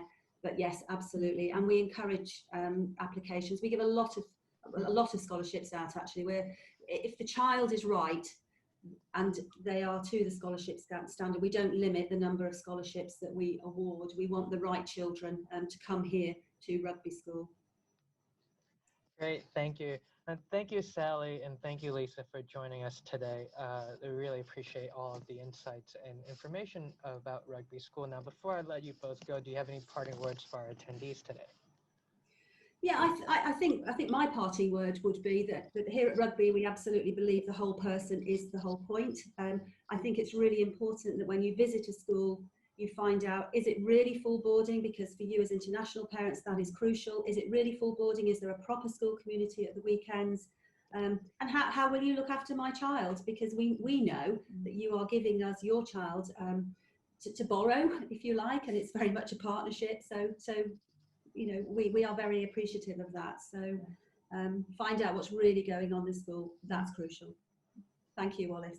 Thank you. Lisa, any parting words? I reiterate that. Thank you very much, Sally. Thank you very much, Lisa, for joining us. It is my pleasure to introduce our next speaker, who is Matthew Godfrey. He's Deputy Head of External Relations at Caterham School in Surrey. Good morning, Matthew. Can you hear me okay?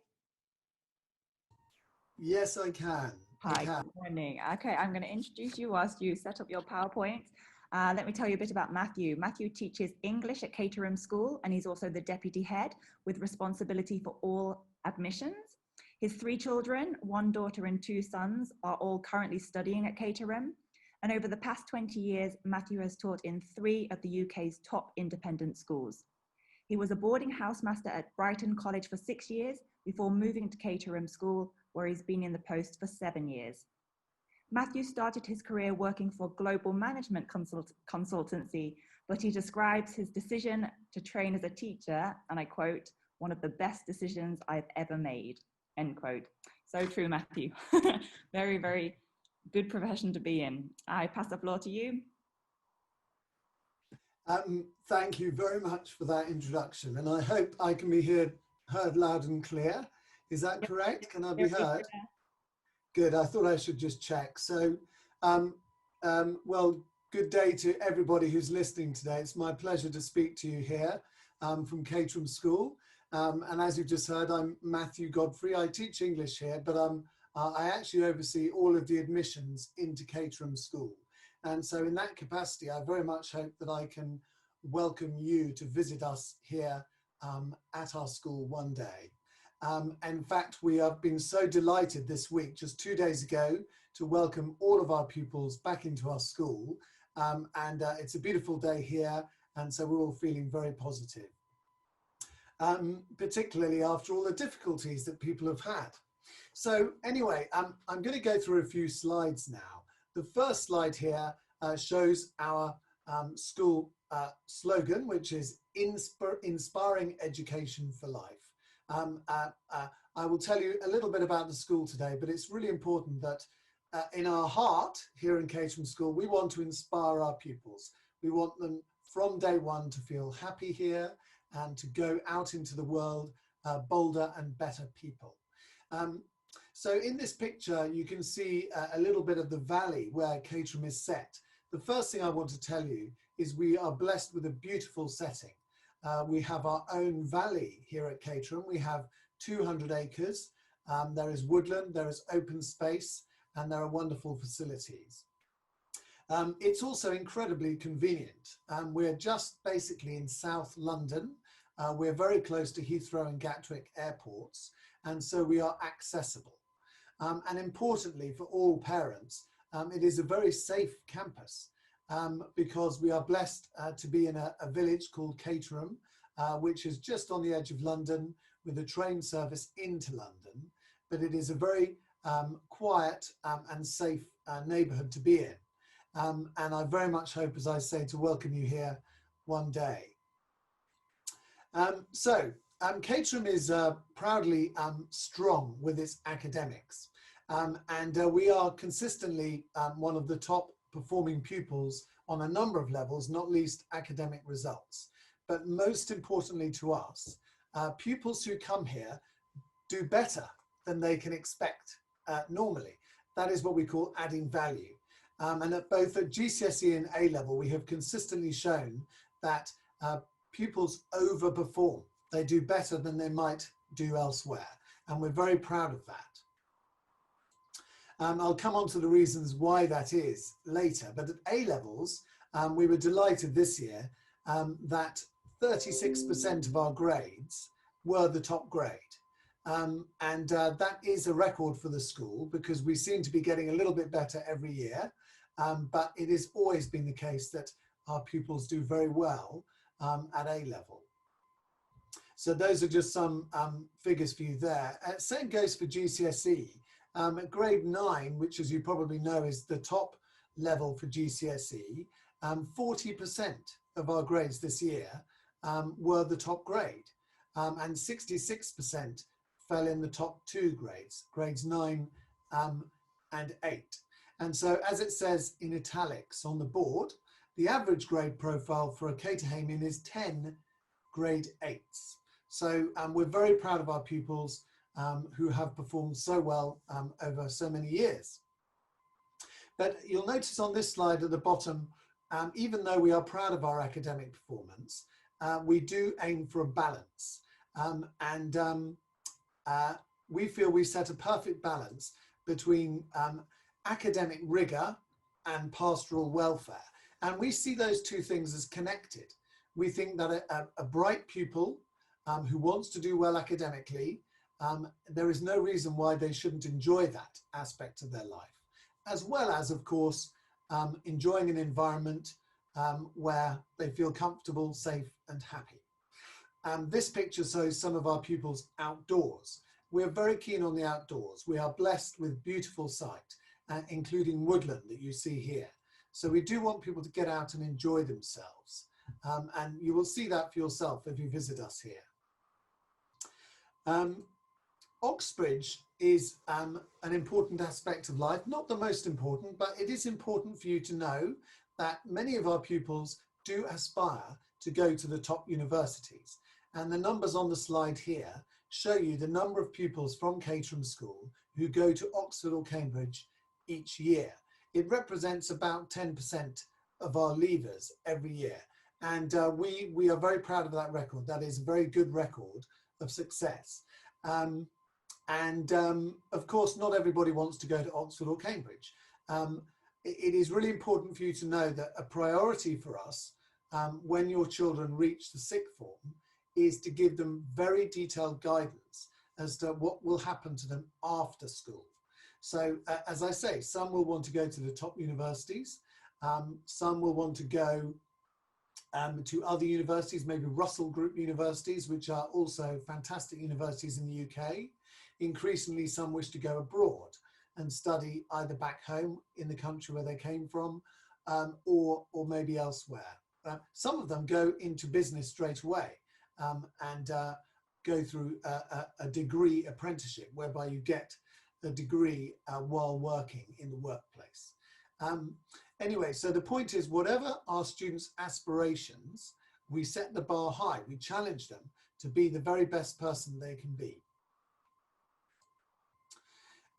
Now, one very important aspect of school life is preparing pupils, as I said, for university and adult life.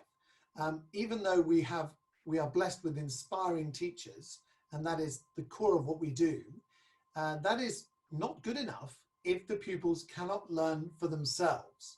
So we have integrated into our curriculum what we call learning to learn. And so as this picture is designed to sort of demonstrate the ability to learn for yourself and to feel inspired to learn for yourself is an important part of what Caterham does. And we call it learning to learn. It's all because when the pupils leave the school, we want them to feel independent and proud and able to work for themselves. So learning to learn is an important part of what we do. Now, of course, not everyone has these skills straight away. We did receive an award recently for the Study Buddy program. So when your children, whether they be boys or girls, because of course Caterham is a co-educational school, when they join the school, they will be given a study buddy, which is a pupil a little bit older than them who has got to know the way we do things at Caterham and who meets with them once or twice a week and just talks to them about how they're getting on and passes on any wisdom or any experience that they have had, which might help the younger people.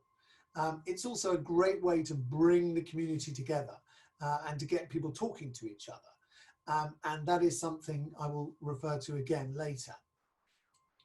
One thing that perhaps sets Caterham apart from other schools as well is what we call digital evolution. You'll all be aware, I'm sure many of you use technology in your own jobs, and no doubt your children also are good with technology. Caterham is an award-winning Apple Distinguished School.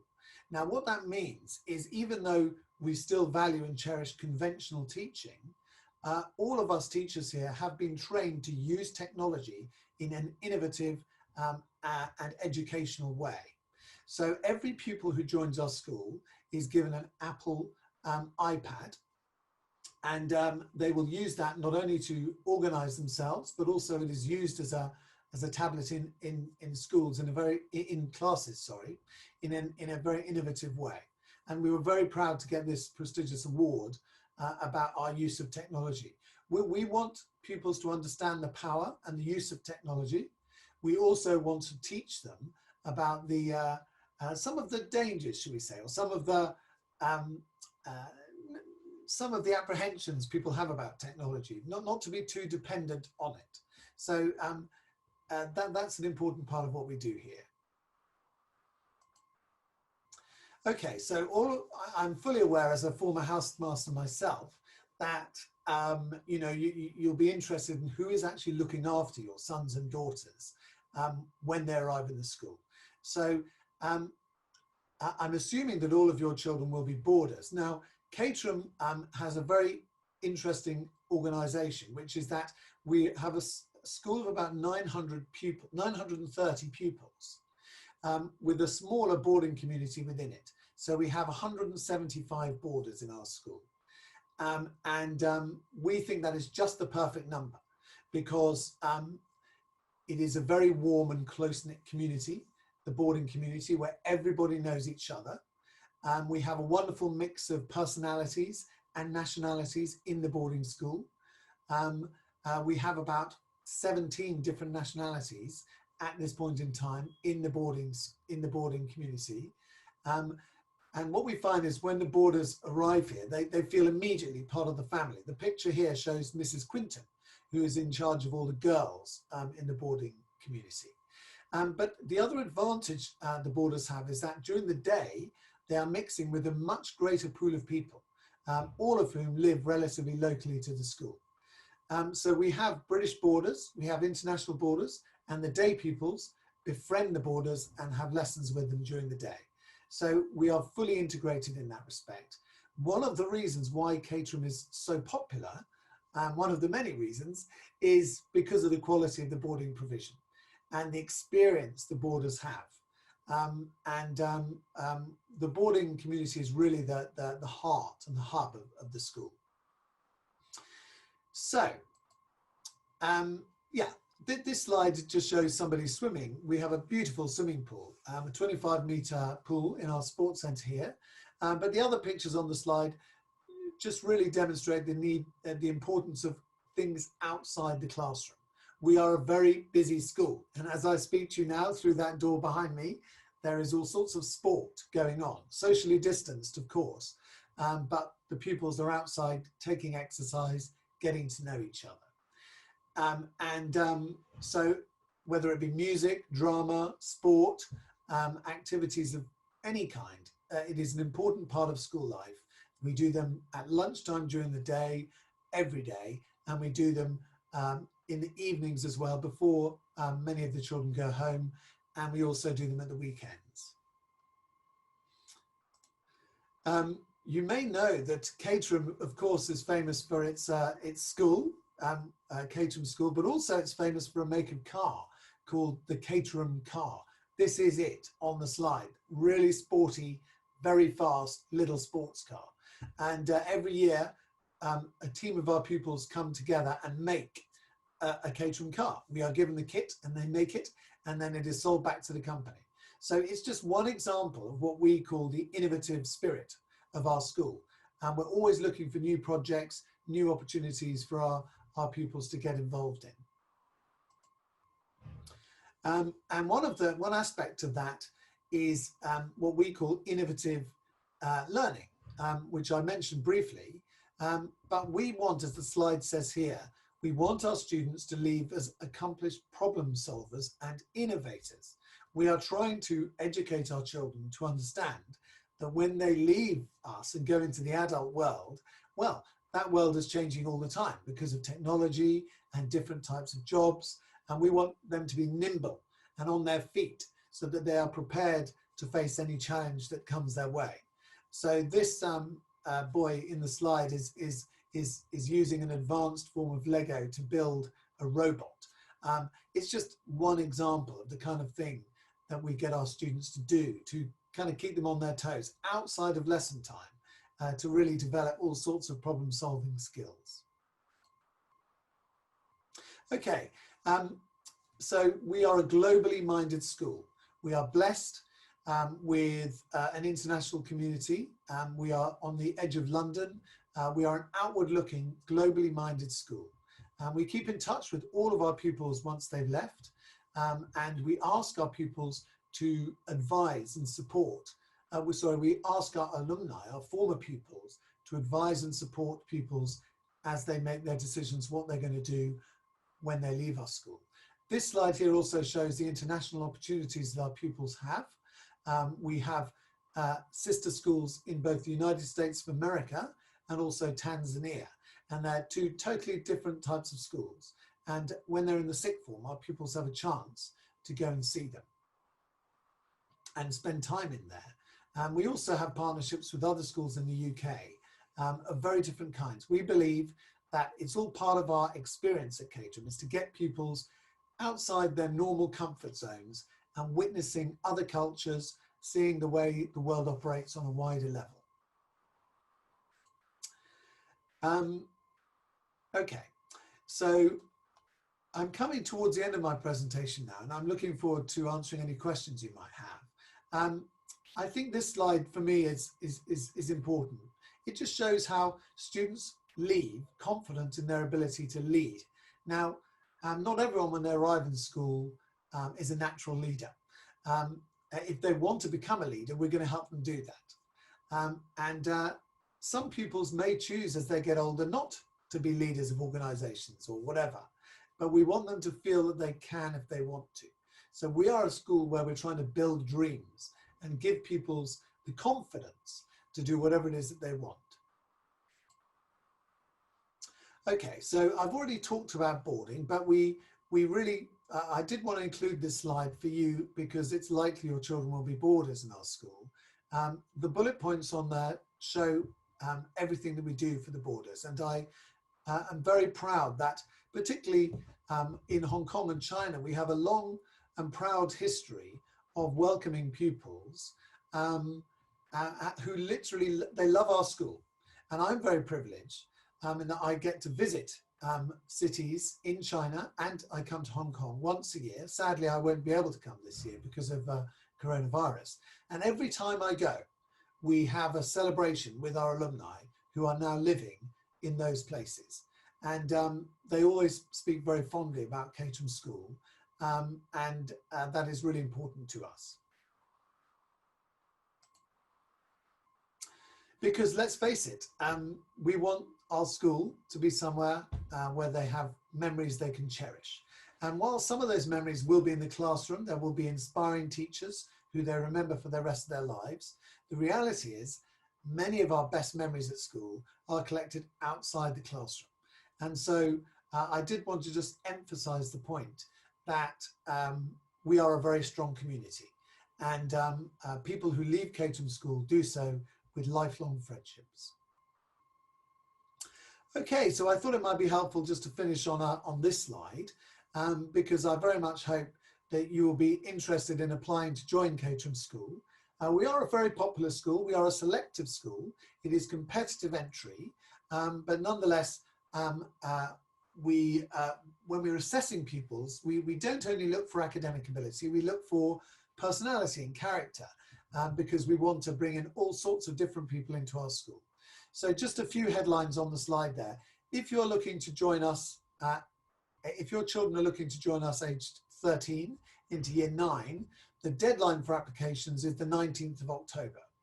And if you do apply for 13 plus, then you will be asked to do entrance papers, which is in maths and English, sometime between now and the 12th of November. And we also interview every single pupil, normally by Skype, but it can be done in person if you happen to be in the country.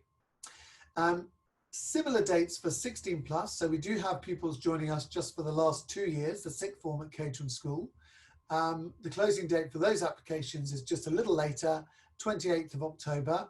And pupils who join us for 16 plus, that is for our A-level program, we are an A-level school, they will do exams in the subjects they want to study at A-level. It's really just to help us understand what level they have at the moment.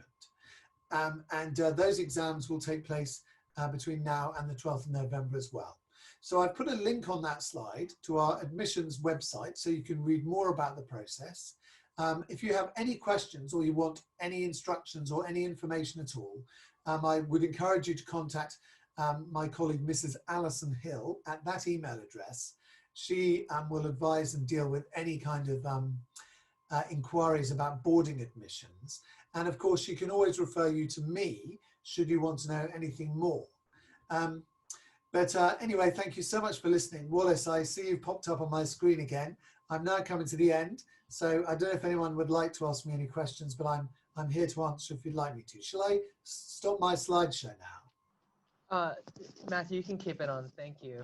Okay. Yes, and I'll begin to ask some of the questions that are coming in. I believe we have time for a few of these questions.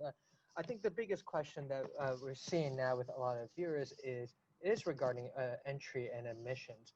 Now, first question is, we see that you accept 13 plus and 16 plus. These are the two main entry points. Does Caterham also accept students that are in between, a year 10 student, for example, or if they're 14 or 15 years old? Yeah. Would they be able to apply? Yes. One thing I should say, yeah, well, the main entry points are at 13 plus and 16 plus, year 9 and year 12. However, we do keep open a small number of places for year 10 entry. And so just this week, we have had some girls and boys joining us as boarders in year 10. So I haven't put those dates on there, but they are the same as the 13 plus dates. So if you do want to apply for a 14 plus place, that is to join year 10, it's the same dates as a 13 plus. I didn't put it on there simply because we have fewer people applying. I should say also, yeah, no, I don't need to say anything else. That's fine. It's really just 13 plus, 14 plus, and 16 plus. Thank you, Matthew. Well, except, sorry, I remember now what it was. Our senior school actually starts in year 7. So I'm mindful that many of your families will not want their children to start in school until 13. However, we do have a day school community which starts in year 7. So if there are families who are relocating to the UK and their children can join our school at age 11, there is a process involved in that as well. And rather than go on about that now, I will just refer you to the website on that. Thank you, Matthew. It's very clear. Now, in terms of the application process and assessments, how would that typically look for a family that's interested in applying from Hong Kong? Yeah. Okay. Well, it's very straightforward. Now, one thing we do ask, if any family is applying from anywhere in the world, including Hong Kong, that we will refer them to one of our trusted agents in Hong Kong. I work very closely, for example, in China with BE Education and in Hong Kong with Academic Asia. So if you inquire to our school using the email on this slide, one of the things we will do is give you the details of our trusted agent in Hong Kong. They know our school very well. They visit us regularly. They are very accustomed to sending people to Caterham School. And so they have all the information that you need. And if necessary, they can speak to you in your first language as well. Anyway, they will deal with the application.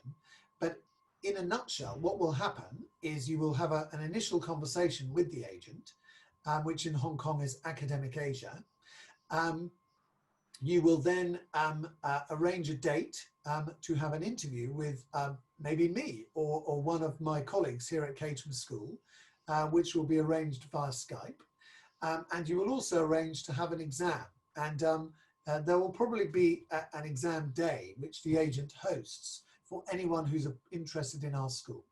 So that's all going to happen between now and November. So as I say, it's an interview and an exam. Now, that will all be finished by the 12th of November. We will process all our applications and give you a decision before what in the UK we call our Christmas holiday. So by about mid-December. And then you will receive an offer or we'll put you on a waiting list or we'll give you some other kind of response. And then you will have about a month, a little more than a month actually, to consider our offer and to decide whether you're going to accept. Thank you, Matthew. And just a question about the examination. What subjects will be assessed during the examination? Yeah, good question. So at 13 plus, it's quite straightforward. It's a maths exam and an English exam. In the English exam, it's a comprehension and a creative writing task. But both exams last only about 45 minutes. At 16 plus, let's say, for example, you've applied to Caterham School to read maths, physics, or maths, further maths, physics and chemistry, for example. Then we will give you an assessment in those three subjects, maths, physics and chemistry. Of course, we're not expecting you to know all the A-level syllabus at all now, but we will just be interested to know what level you have.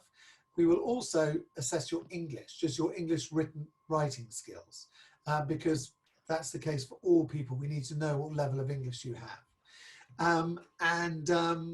Yeah, so that's what the exams involve. As I said, every pupil is interviewed as well.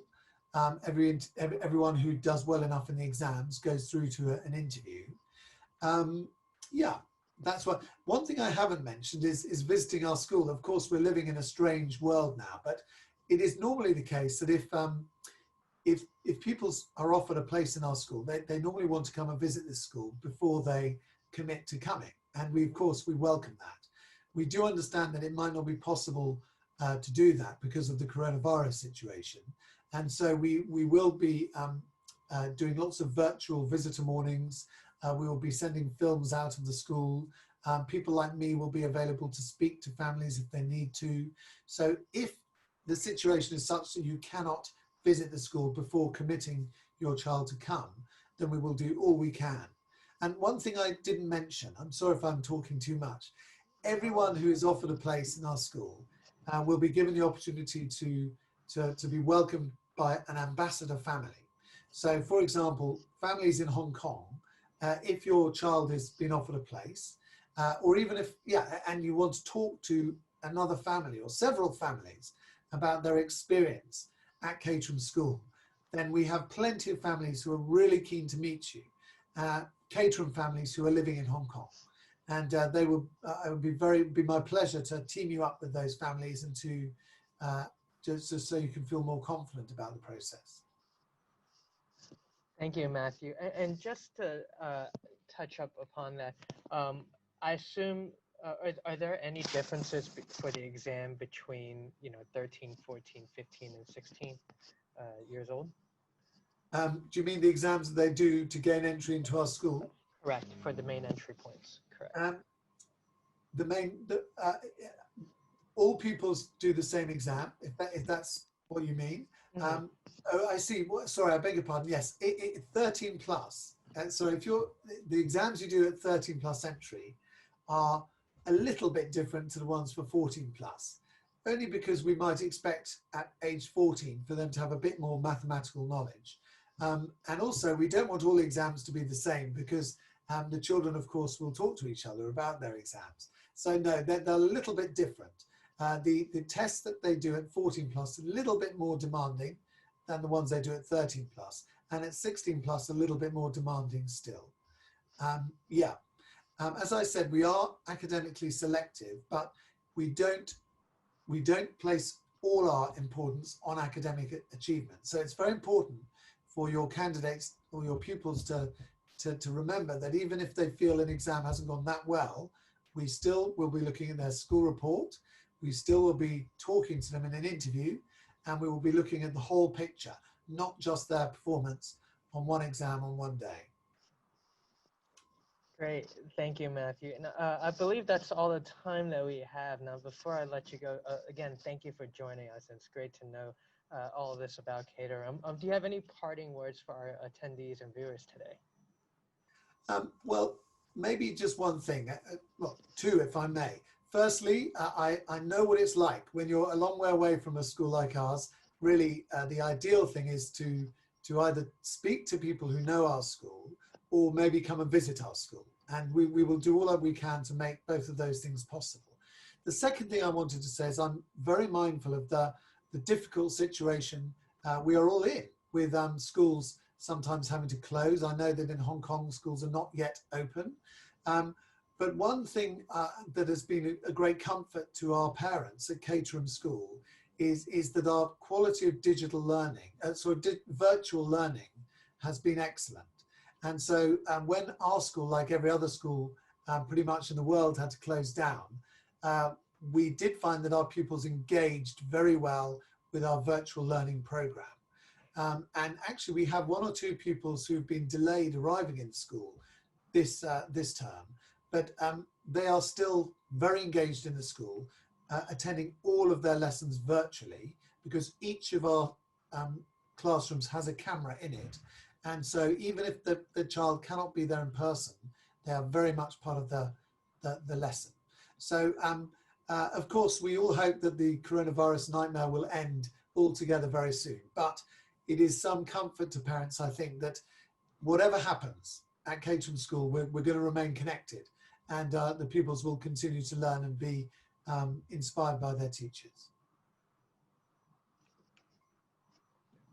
Thank you, Matthew. Thank you very much, Matthew. Great to hear from you, and for all of that information about Caterham and their inspiring education for life. Obviously, from my, well, maybe not so obviously, but from my own career, it's the school I know the best, and my two children were certainly inspired for life by having been through Caterham. So thank you very much for being with us. And that brings us, Matthew brings us very neatly to the end of our webinar for this afternoon, the end of the first third of the British Boarding Schools Festival. We have another 2 Saturdays to offer you, but I would like to thank all of our speakers today. I'd like to thank Wallace and Nicola on the Wycombe Abbey Hong Kong team for being with us this afternoon. A very special thank you again to Ruth Benny and Top Schools for hosting us on their Zoom platform for this very large group of people. And a very special thank you to everybody in the audience. We hope you found it useful and informative. If there are any of the many details you think you've missed, please don't worry, please don't panic. I'm about to share my screen so that you can see the contact details for us. And anything you've missed for any of the schools, do get in touch with us here, ask for Wallace or myself, and we'll happily put you in touch with anybody from Marlborough, from Sevenoaks, from Rugby School, or from Caterham, or indeed with Jennifer Marr from Arch Education. So thank you very much to all our speakers. We look forward to seeing you next week when we welcome Down House, Wycombe Abbey in Britain, Cheltenham Ladies College, St Mary's Cairn, badminton, and our local speaker will be Emma van Bergen from BE Education. So thank you very much, everybody, and good evening.